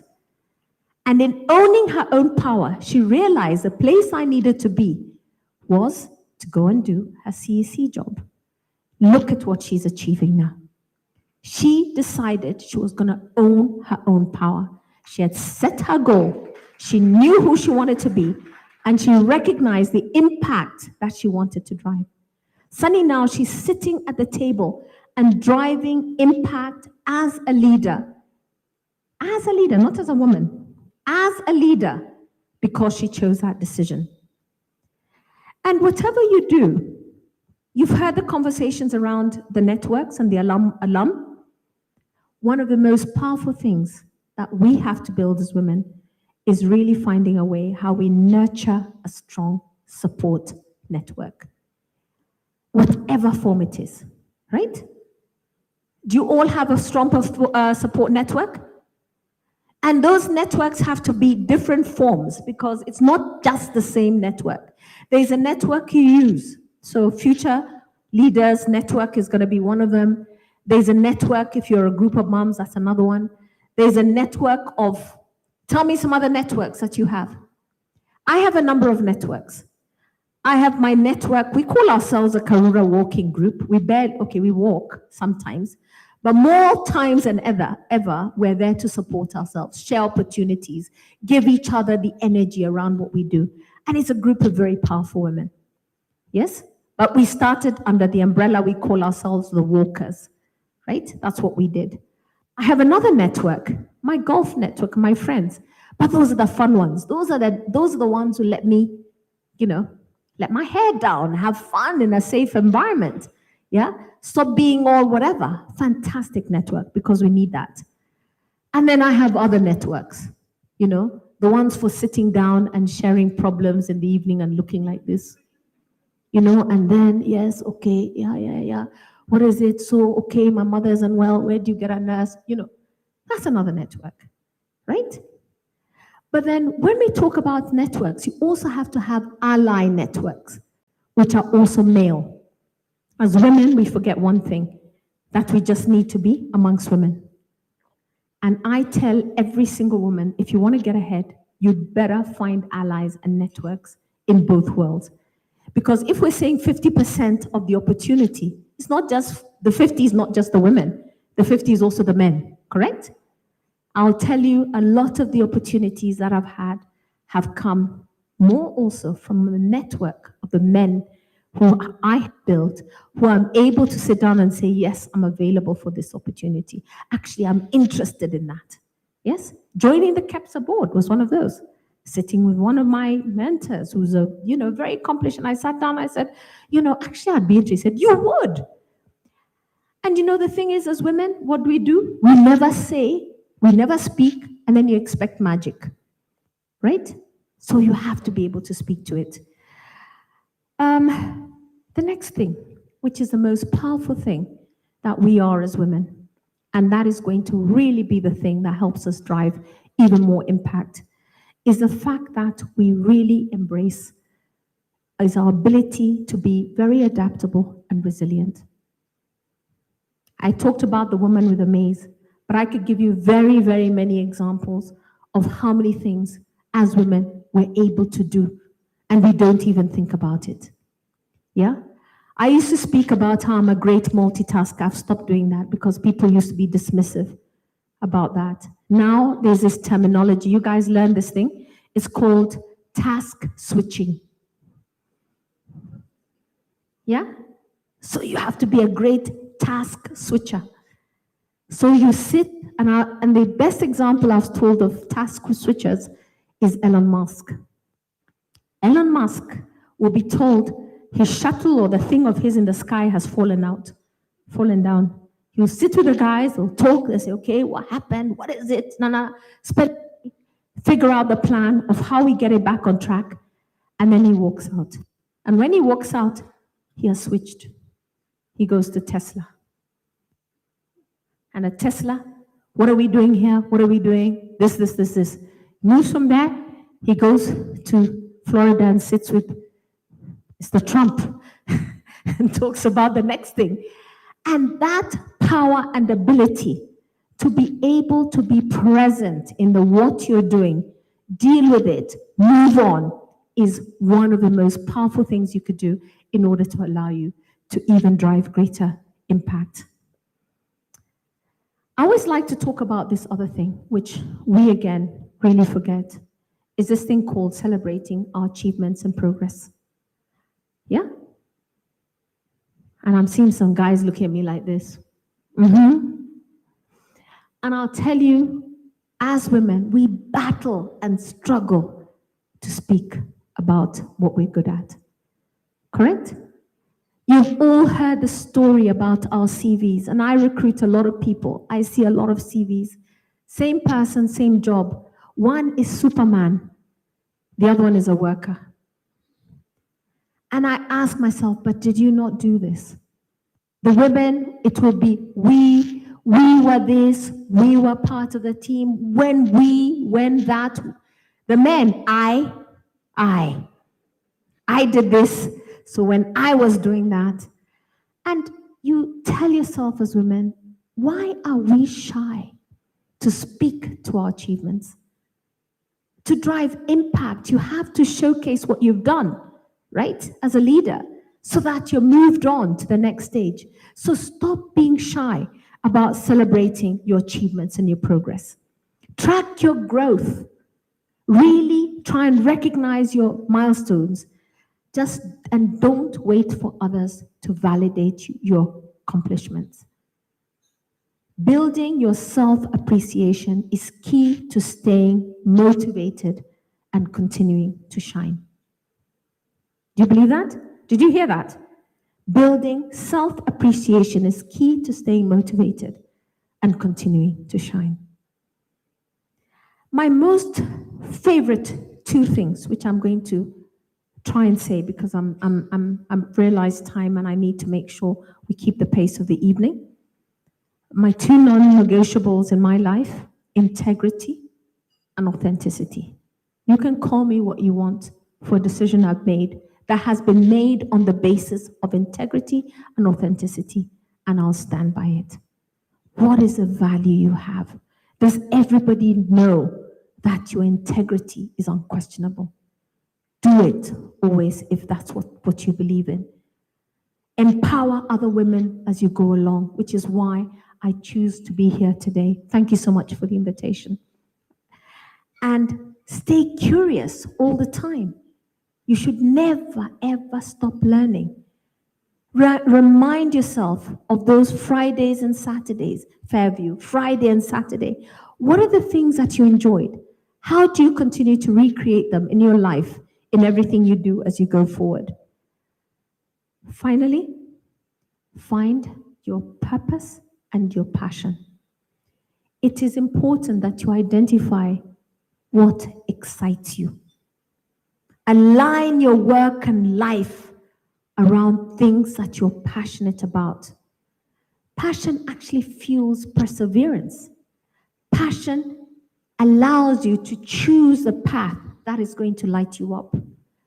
Pursue that passion with enthusiasm and let it be the one that guides your decisions. So in conclusion, ladies, if we're to own our power, if we're to lead and to drive the impact, I tell you, you are a light. Let yourselves shine. Thank you.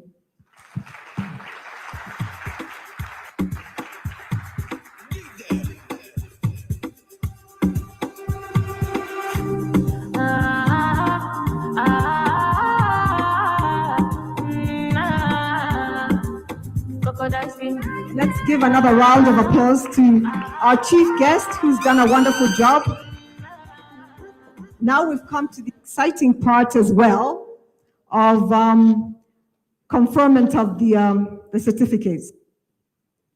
And what we'll do is that we'll first have cohort 18 go first, then we'll do cohort 19.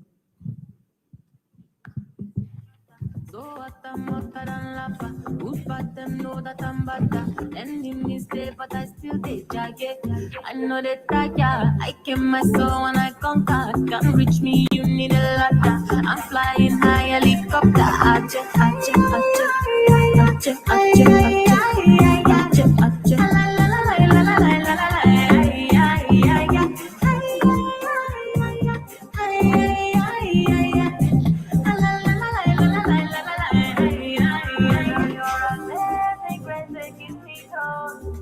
When I'm falling over, your love they pick me up. When I'm going on, you give me power. Your love they make me stronger.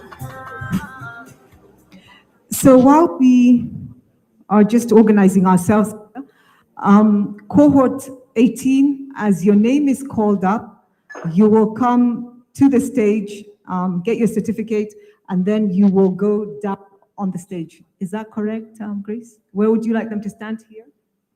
Yeah. No, they'll come up. Will they receive the gift up on the stage? So where are they coming in from? All right. Okay. Just to be clear, so we don't. So you're going from my far right. You're going to come up the stage that way, and then come down, and you will be received just in front of me.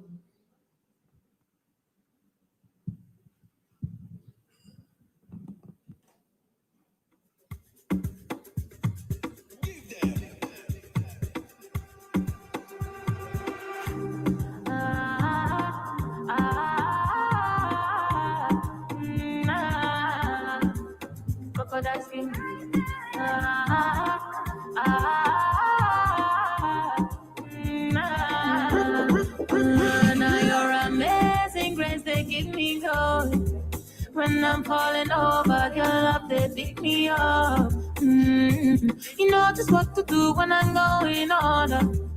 You give me power, your love, they make me stronger. My mind over matter. So what I'm hotter than lava.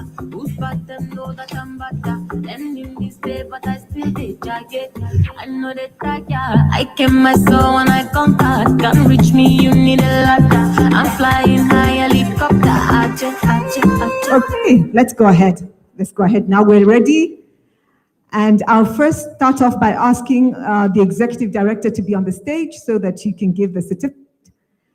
And I'll call out the first four names.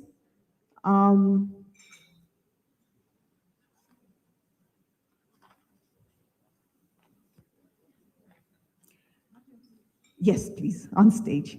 And we have a few people missing, but we will acknowledge them in absentia. And so first up is Aisha Mazrui. Aisha Mazrui is a chief audit executive with over 18 years work experience. She's a governance, risk, and controls advisor.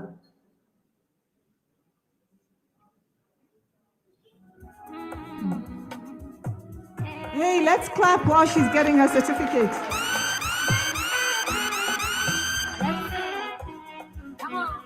Next up is Alice Letuto. Alice is head of human resources and quality management systems, administrator with over 7 years of experience. Alice walking up? Oh, she's not in. Okay, sorry, I didn't have her noted as not in. Okay, then we have Angela Okinda. She's also not in? Okay, all right, she's not in. Sorry about that. Then we have Anne Washuka. Anne is the general manager of internal audit at GA Insurance Limited. Her unwavering commitment to excellence has firmly positioned her as a leader in her field.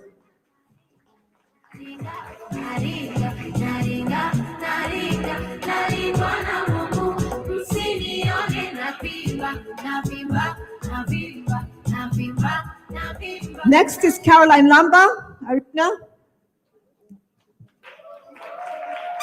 Caroline presently heads trade, transport, and logistics sector corporate banking at NCBA. This involves originating new business opportunities, retaining growing existing businesses relationships, and maintaining profitable relationships.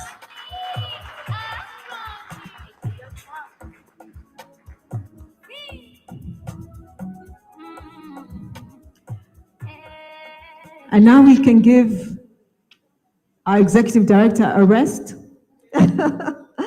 And she can now be assisted by, we can call Patricia back up. And while Patricia is coming up, I want to acknowledge in absentia Dorothy Bosibori, Dr. Beth Wawero, and Joanne Rotich Correo. Let's clap for them in absentia. I want to call up Ellie Joy Kineto. Ellie Joy has over 20 years of expertise in financial services. Her leadership is driven by a belief in the power of collaboration and personal growth.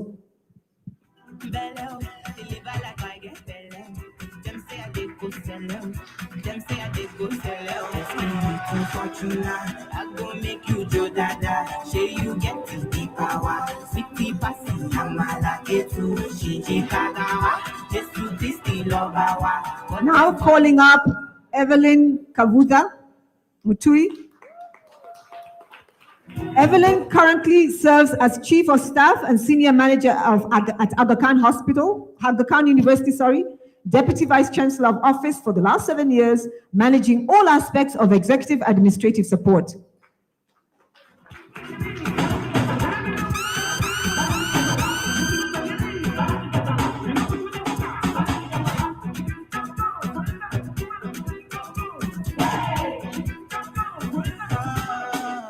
Calling up Habon Jarad Sane.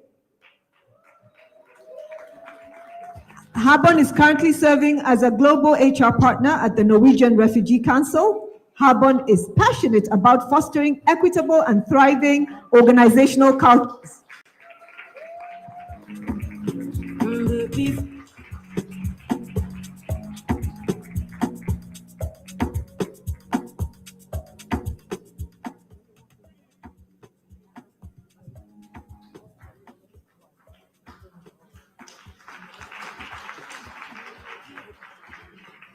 now we'll give Patricia a break, and we now call up Cosmas Mutava, an FKE board member. And as he comes up, I want to recognize in absentia Helen Wamaida Njiru. Let's clap for her, absentia. Calling up to the stage is Isabella Maganga. She's not in? Isabella's not in? Okay, let's also clap for her in absentia. Is Jilna Shah in? Yes, Jilna, come up. Jilna Shah is a seasoned expert in markets and treasury operations in the financial sector with 22 years in the world of markets. Jilna strives to dispel gender biases and empower individuals of all backgrounds to thrive in the world of markets.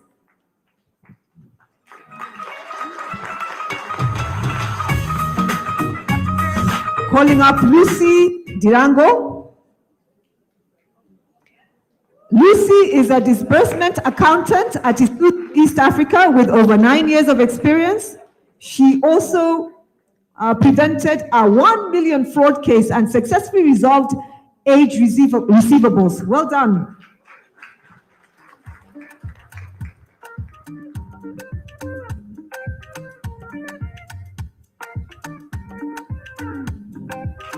Calling up Dr. Lydia Kibu.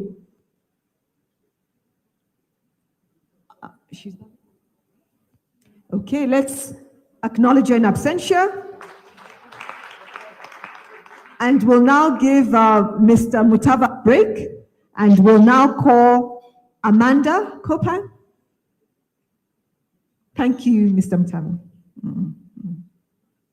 And as Amanda is coming up, let's call up Marilyn Mudhoni Bogwa.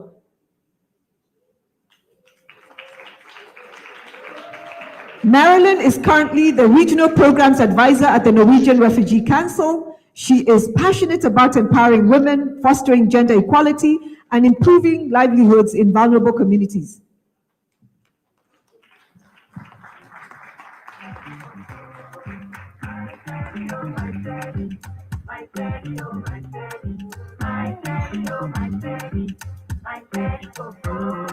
Now calling up Mary Nyambura Karigo.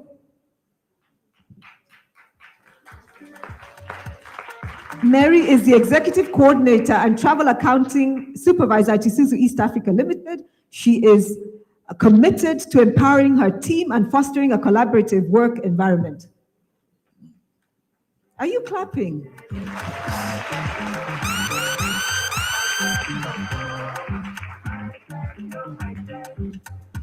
Calling up Mary Kinanu Jenga.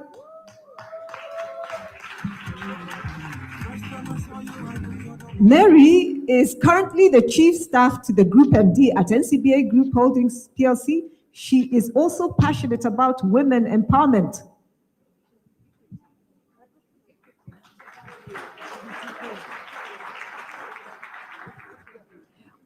We'll now give a break, and I'd like to now call up William of Norfound and Dr. Anna War to come and confer together to give these certificates. We have quite a number of absenteeism, so let me combine the two of it's William of Norfound here. Aha, it's just Dr. Anna War. Welcome, Dr. Anna War. And as she comes up, I want to call up Mwabena Mwanaidi Ali. Mwanaidi is the Community Programs Superintendent at Base Titanium. Oh, she's not here? Oh, okay. Let's appreciate her in absentia. We're also going to appreciate in absentia Paris C. Soy. Let's also clap for her. Let's call up to the stage Sichana Mwalimu.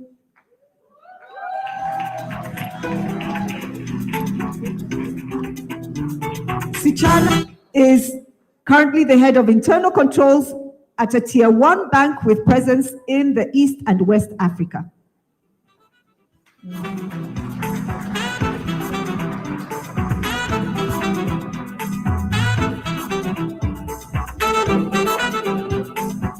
Calling up Valerie Akinyi-Omino. Is she not here? So we appreciate her in absentia. We know Winnie's here because she was on stage earlier. Inviting Winnie Keriri to come up.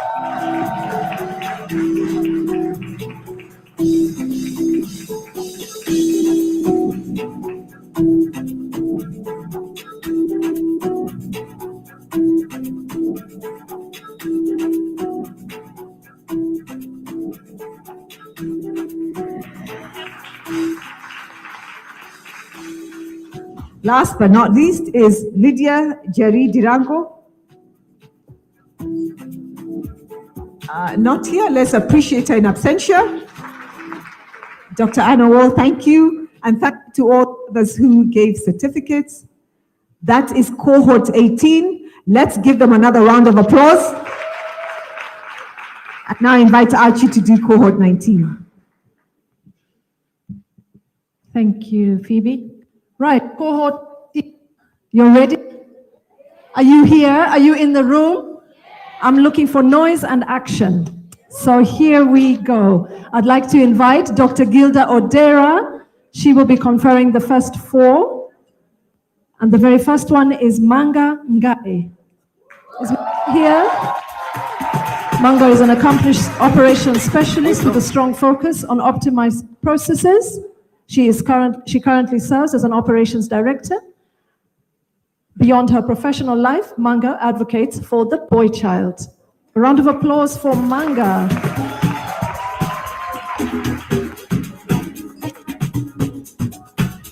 Congratulations, Manga.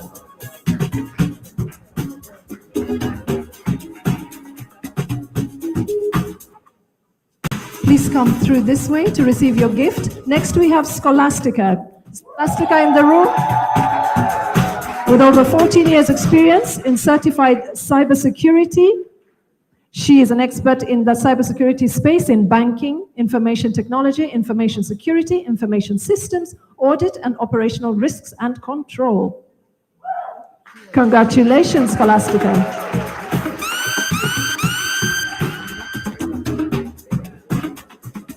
Number 3, we have Mercy Juma. Mercy is in the house. Mercy is a seasoned finance executive with over 9 years experience in credit risk management, lending, and strategic oversight in the non-deposit-taking microfinance sector. She currently serves as the head of credit at Platinum Credit Limited. Congratulations to Mercy.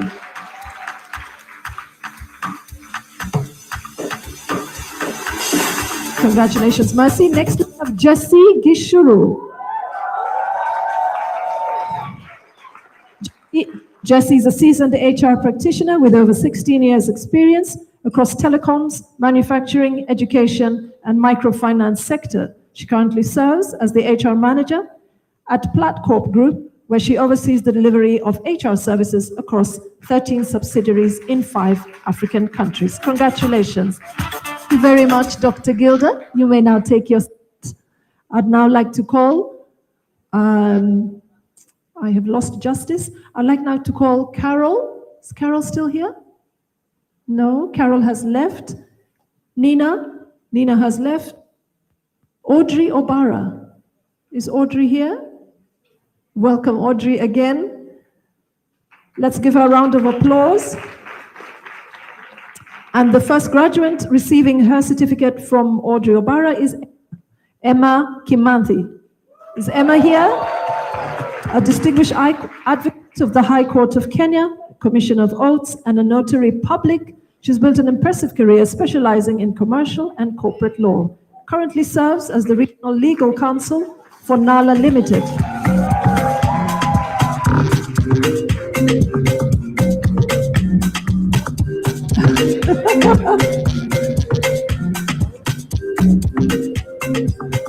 Congratulations to Emma. Well done, Emma. Next, we have Caroline Onyango. Caroline is a corporate leader with extensive executive experience in high-performing teams. She's passionate about advocate for diversity, transparency, leadership development, and getting results through empowering people and ethical leadership. Among her accomplishments, she has delivered a turnaround for 12 branches of a Tier 1 Kenyan bank. Welcome to the stage, Caroline. Allow me to enjoy myself. Allow me to enjoy myself. Allow me to enjoy. Allow me to enjoy myself. Allow me to enjoy myself. Allow me to enjoy myself. Allow me. Congratulations. Next we have Fidi Mwendwa Kimathi. Welcome to the stage, Fidi. Fidi is a finance professional with a dynamic career of over 8 years in digital lending, credit management, and customer success. She's currently a senior officer in digital lending at Medical Credit Fund. I'm a winner, I'm a winner. Just believe that I'm a winner. I said just believe it. I'll never do it like you do it. Just believe I'm gonna do it, do it. Yeah, let me do it like I do it. Congratulations, Fidi. Next up is Betty Wanjiku Kinaya. Betty is a senior credit manager and capacity building consultant with over 7 years experience in healthcare financing across Kenya, Uganda, Tanzania, and Rwanda. She currently manages a $5 million credit portfolio overseeing over 700 active loans in East Africa. Congratulations to Betty.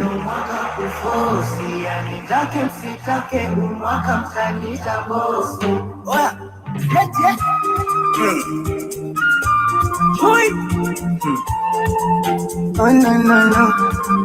Oh. Thank you, Audrey. You now take your seat. I'd like now to invite Nancy Butama. Nancy Butama, welcome to the stage. And first person she'll be giving the award to is Adelaide. We have to celebrate her in absentia. She's a financial analyst with over 10 years experience in audit, tax consulting, and investment management. Can we give her a round of applause in absentia? First up, then, Anita Kiriga. Welcome to the stage, Anita. Anita is a seasoned corporate commercial lawyer with over a decade of experience in legal finance. She specializes in corporate and private equity, mergers and acquisitions, demonstrating a strong capacity in managing legal and regulatory risks. Congratulations, Anita. Don't sleep, wake up. Collect your money, collect your money. Wake up, collect your money, collect your money. A round of applause for her. Coming up next is Angela Nyoike of Delight, a seasoned HR professional with over 14 years of experience across different industries. She's currently the head of HR at Delight, Kenya. She's currently delivered reductions in employee cost, leading a countrywide digital transformation, reduced the workplace accident, and increased employee engagement. Congratulations to Angela.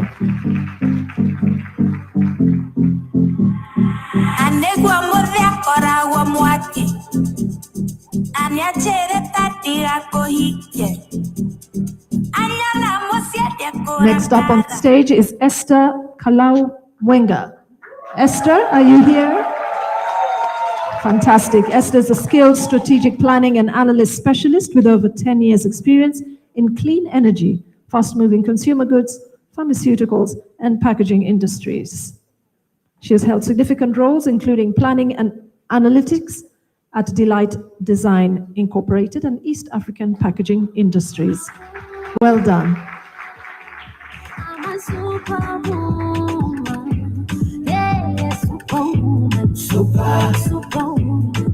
Next up is Margaret Ogega. Margaret is a certified public accountant with over 30 years experience, and she has spent most of her career at the Kenya Revenue Authority, KRA. Her key accomplishments have been establishing two pivotal divisions, the Capital Gains Tax Division and the Premier Tax Office Division. Congratulations to Margaret.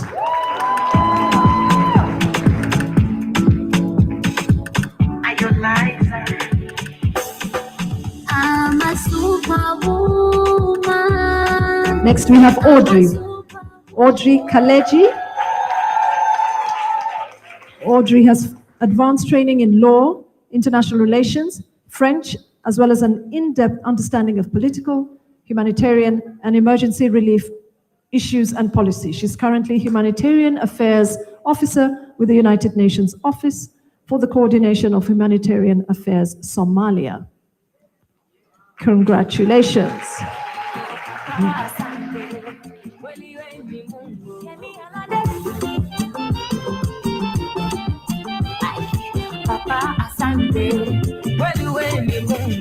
One more. Jennifer Muaro. My apologies. Jennifer, as we welcome Jennifer to the stage. Jennifer is a project manager by profession, combining technical expertise with strategic insights to enhance project delivery across various sectors. She's currently project manager at Palladium Group, where she plays a pivotal role in leading cross-functional teams to execute high-impact projects. Congratulations to Jennifer.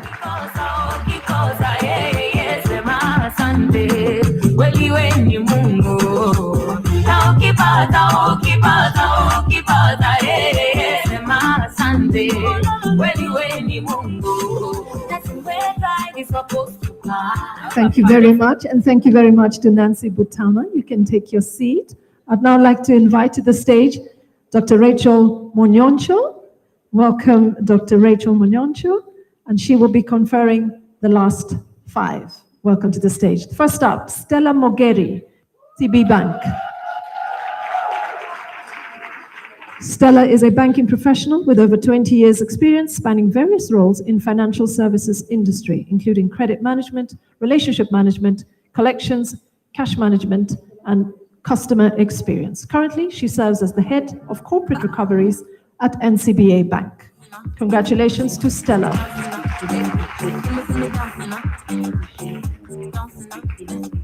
Next, we have Usta. Is Usta with us?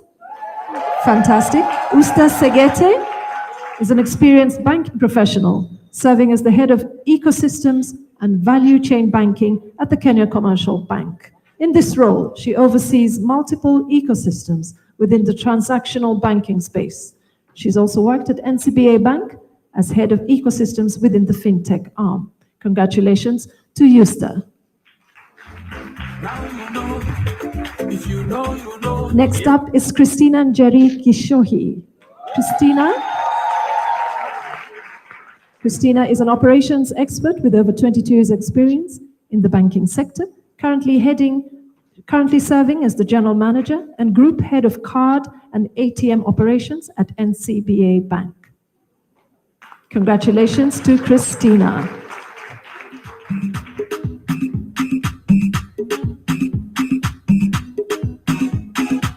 Susan Dungo comes up next.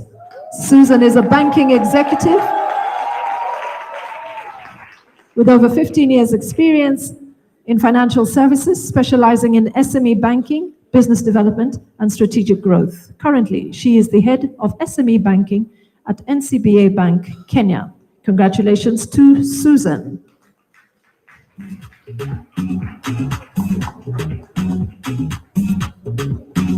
Next up is Linda Kameme.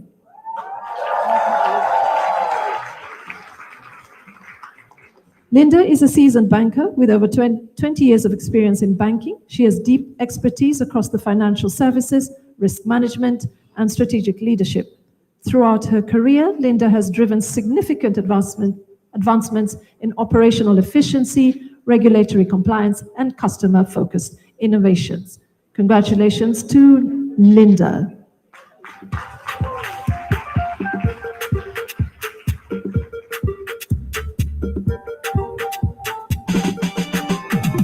Next up is Judy Bethy. Judy is a seasoned banker, again with over 20 years' experience in business development, relationship management, and institutional banking. She currently serves as the Assistant General Manager, Institutional Banking at NCBA. Congratulations again to Judy.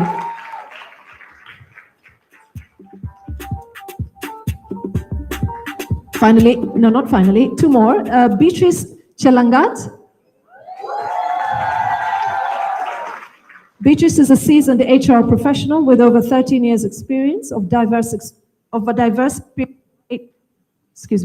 with over 13 years of diverse experience in human resource management and organizational development.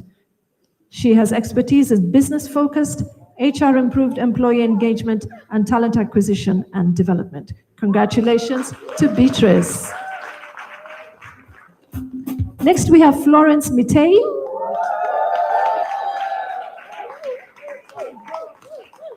For a change, we have somebody in the agriculture space. Florence is an agriculture professional and a seasoned manager with over 25 years experience in leading Kenya's tea industry. She is currently with Lipton Tea, where she currently leads the agriculture function and infusions department at Lipton. Congratulations to Florence. Last but not least of the graduates is Martha, again, Martha Cheruto. We heard her resume early. She's currently the CEC in charge of trade investments, industrialization, tourism, cooperatives, and enterprise development in Uasin Gishu County. Final round of applause for Martha Cheruto.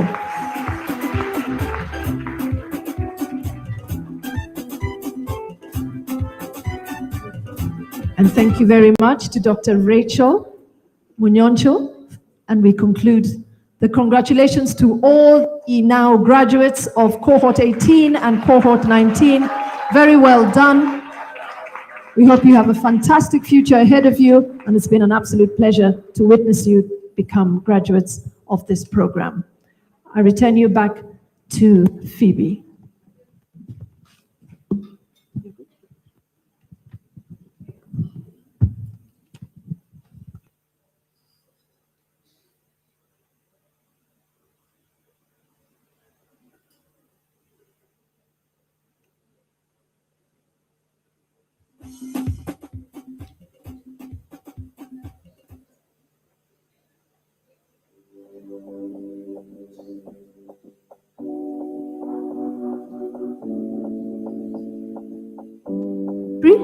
Godfrey, if we can bring the cakes forward.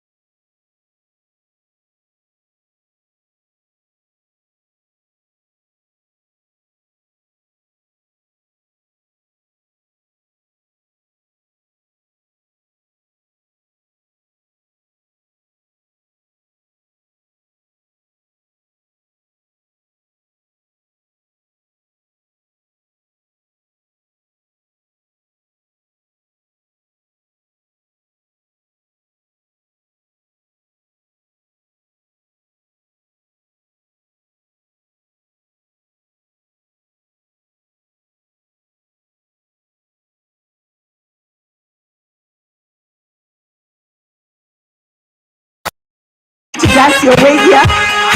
Let's see whether they can dance.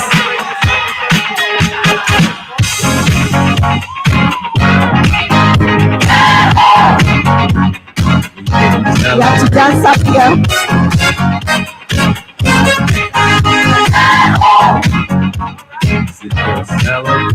And we're going to call Executive Director up here. And we're also going to call Catherine. Catherine, come up. You've been very much part of this.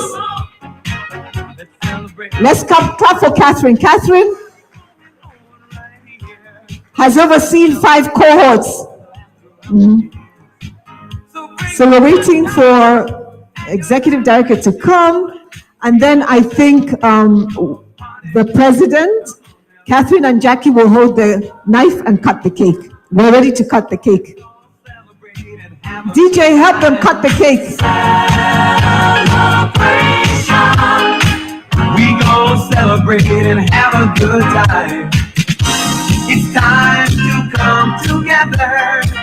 It's up to you. What's your pleasure?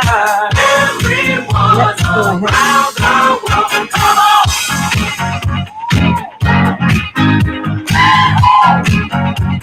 It's a celebration.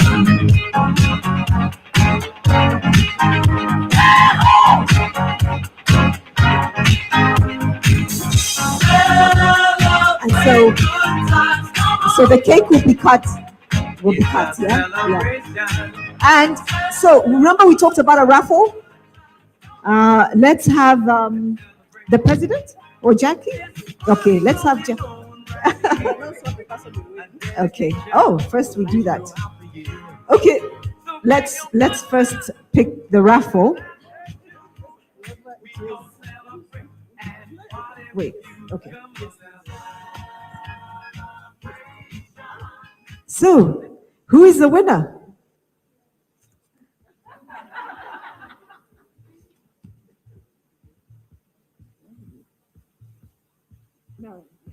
Marilyn Bogua. I hear it. Okay, if she stepped out, then we need to pick up another one. Somebody has to be present.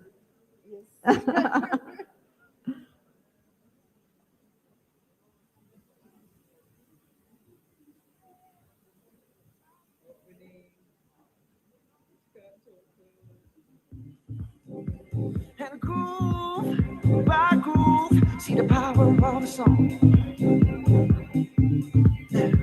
There's a wave here, Aisha, and it's rushing. Mazrui. Yes. Aisha wins. And let me tell you what you've won, Aisha. You've won lunch for 2, inclusive of soft drinks at Fairview Hotel. The voucher is worth 10,000 shillings. Yes.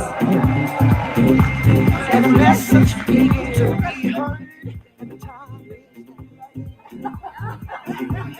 Thank you, cohort 18. You will get to taste your cake. Yes. And now let's bring cohort 19.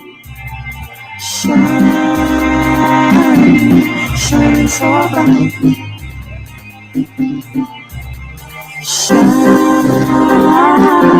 Shine so bright.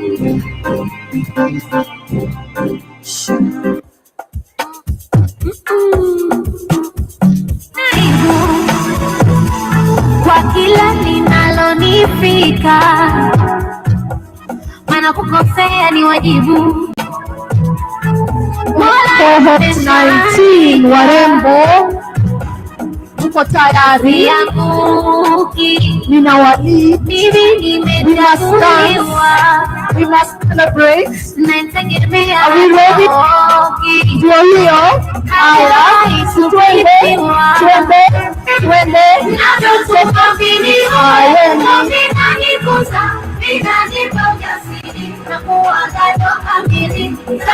unihurumia kupita Karibuni.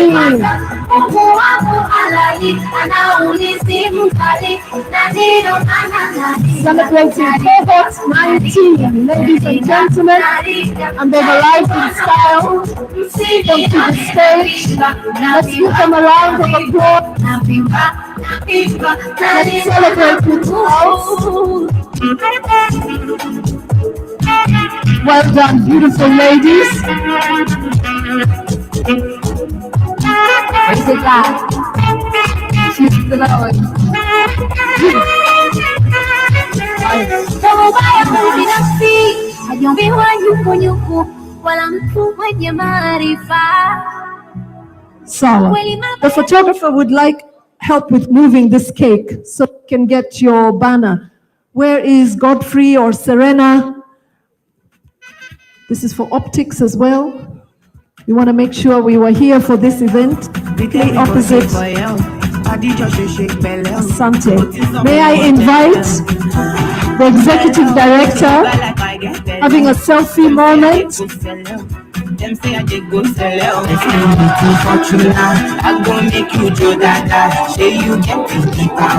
Jacqueline Mugo to the stage. Come and join your graduates of cohort 19, and they will be accompanied by Grace Kaome. Aya warembo bosi ndio huyu. Enjoy.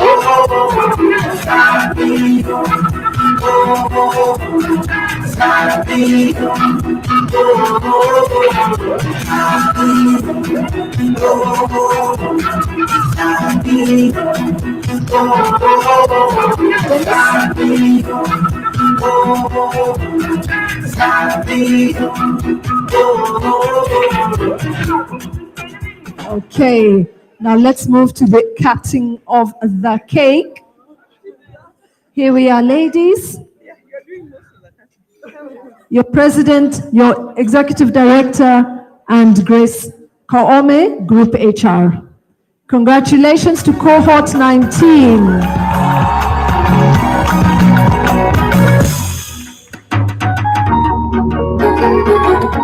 I hope we're looking at the photographers, ladies. Thank you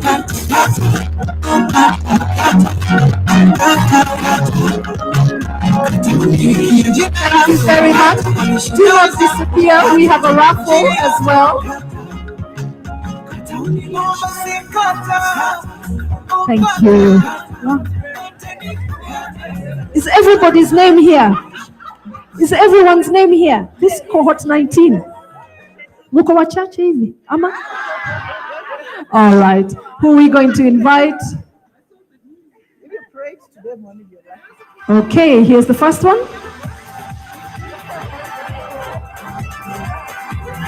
And what's the gift? Who is it?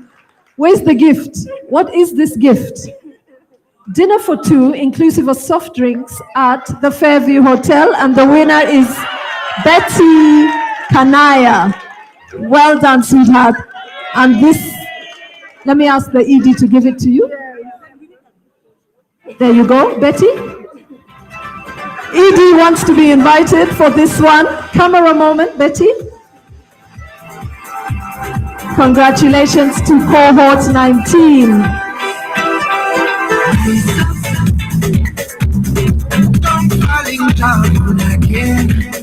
Thank you, graduates.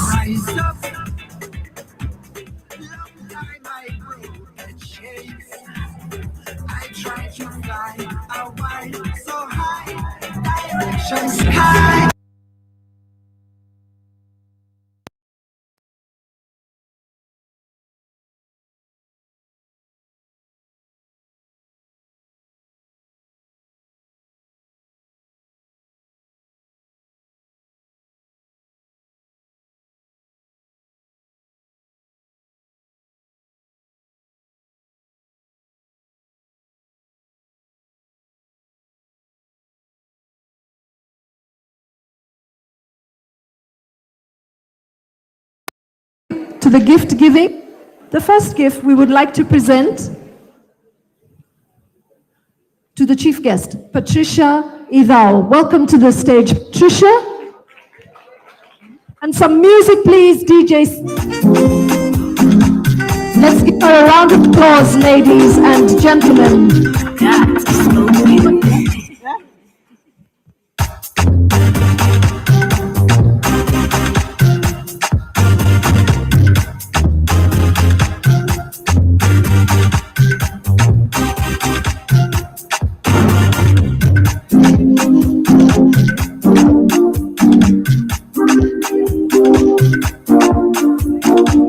Congratulations and thank you very much, Patricia Idao, for being the chief guest at this event. Congratulations. A round of applause for Patricia Idao. Next, we would like to present a gift to Nancy Butama of the Juhudi Kilimo organization. Welcome to the stage, Nancy.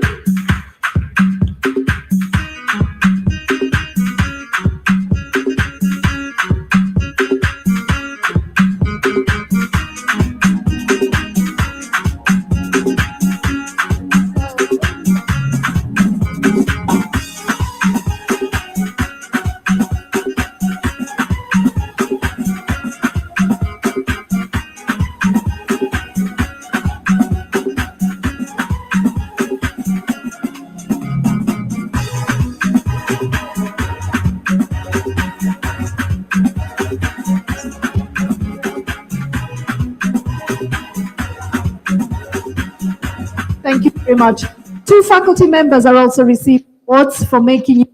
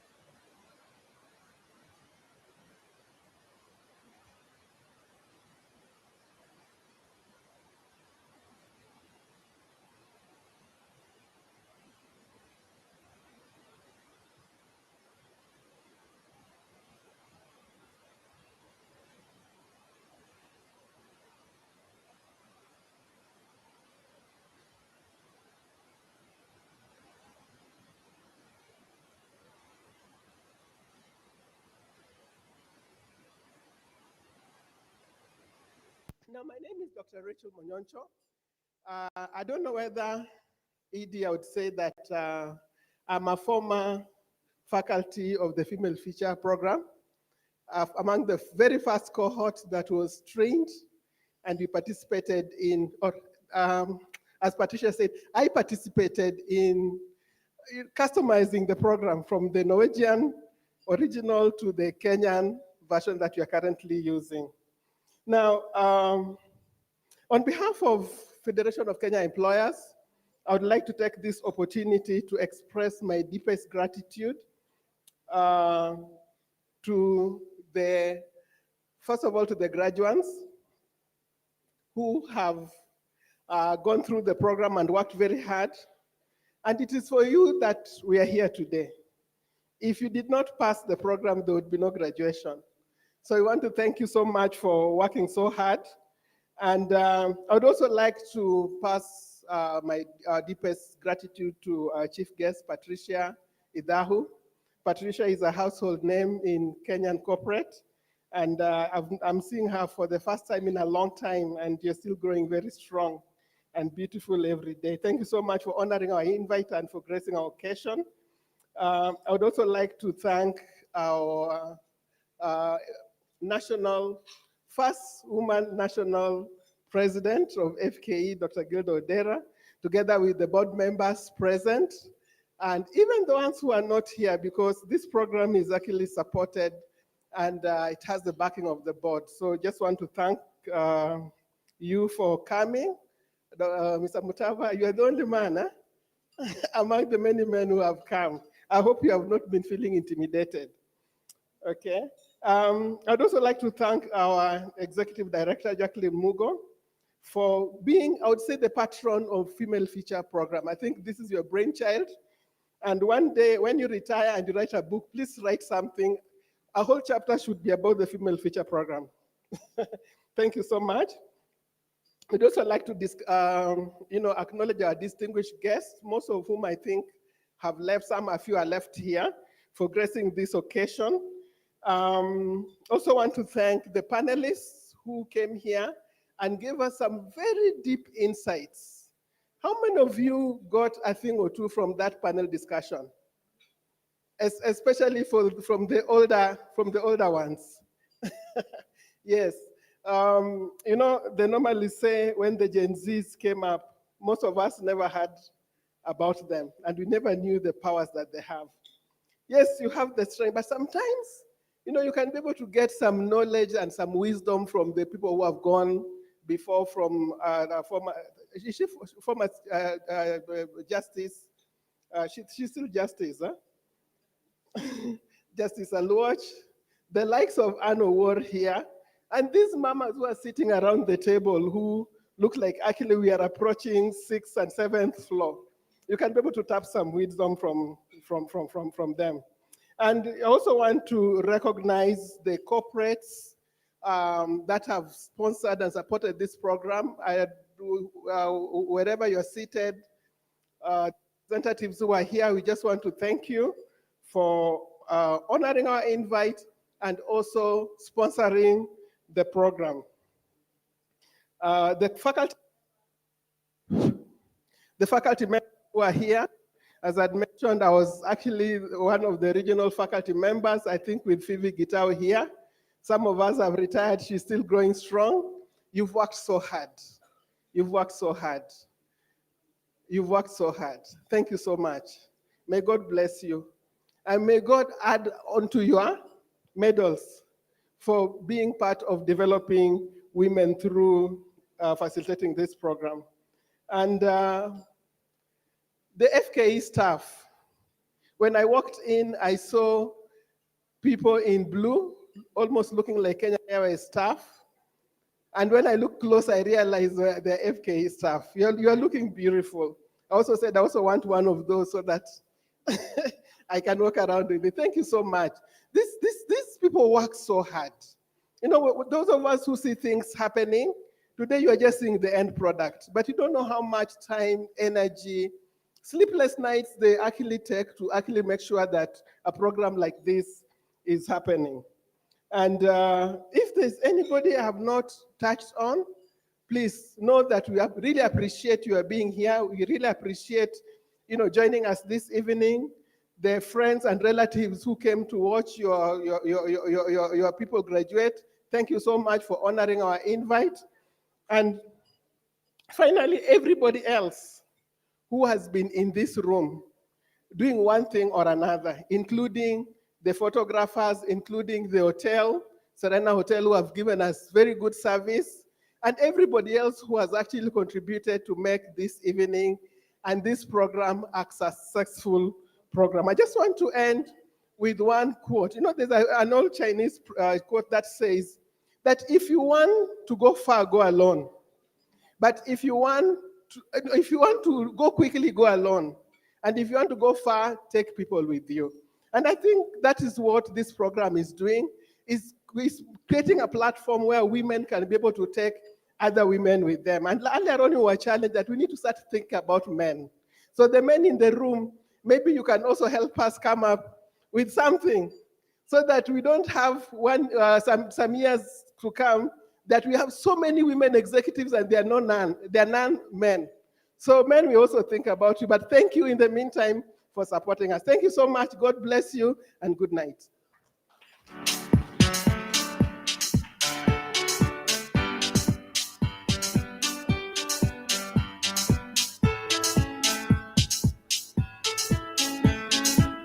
The program is officially over, but there's dancing, there's some good music. We have this room until 12 o'clock. And cohort 19, I saw you can shake a leg, so take advantage.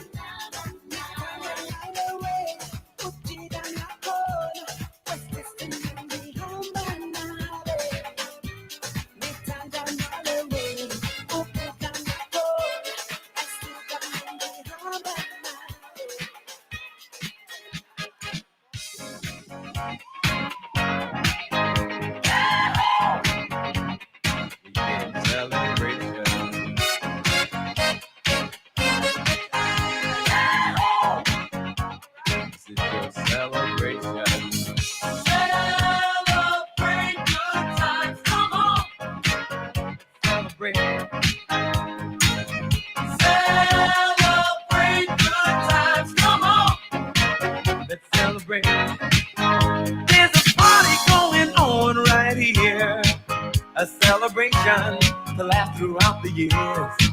So bring your good times and your laughter too. We gon' celebrate your party with you. Come on now. Celebration. Let's all celebrate and have a good time. Celebration. We gon' celebrate and have a good time. It's time to come together. It's up to you. What's your pleasure? Everyone around the world, come on!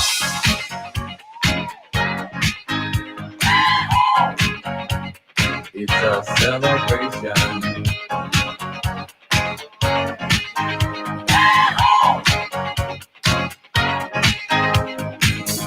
Celebrate good times, come on!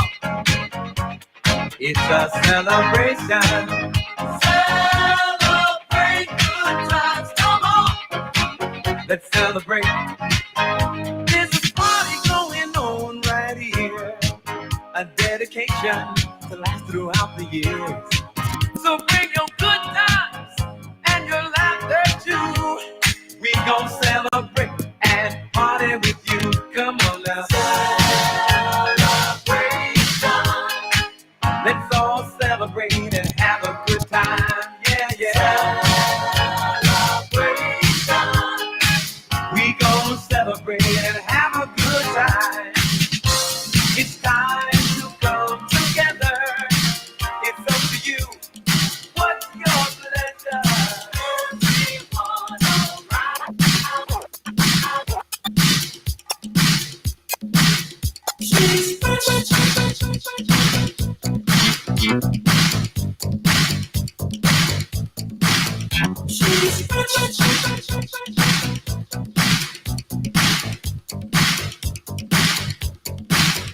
Conversation is going round.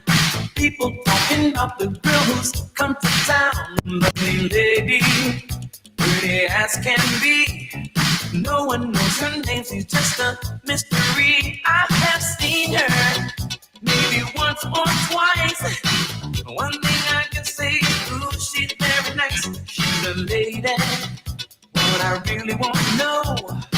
Somehow I've got to let my feelings show. She's exciting. She's so exciting to me. She's exciting. She's so inviting to me. Yeah. I've been thinking about the way you walk, baby. I like the way you talk. It's something I really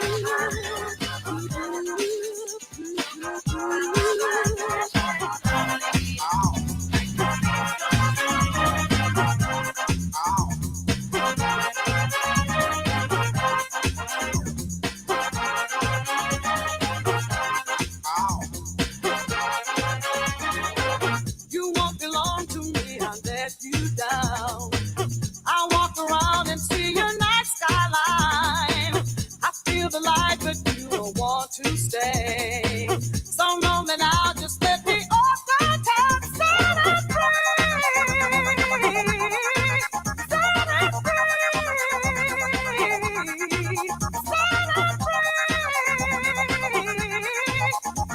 us When I said it was over, you aimed at my heart. Won't be long for I'm living all my life. But I feel it forever, no times in my life. You can call that no living on my own, so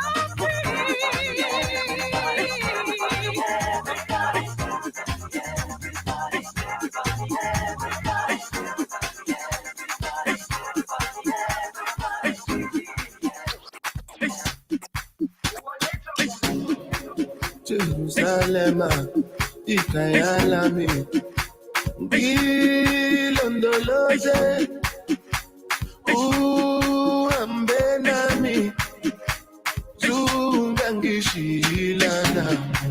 Jerusalem, ikayalami, ilondoloze. nami zungangishilana oluwabona I'm not perfect, I came from ruthless times. I said juvenile.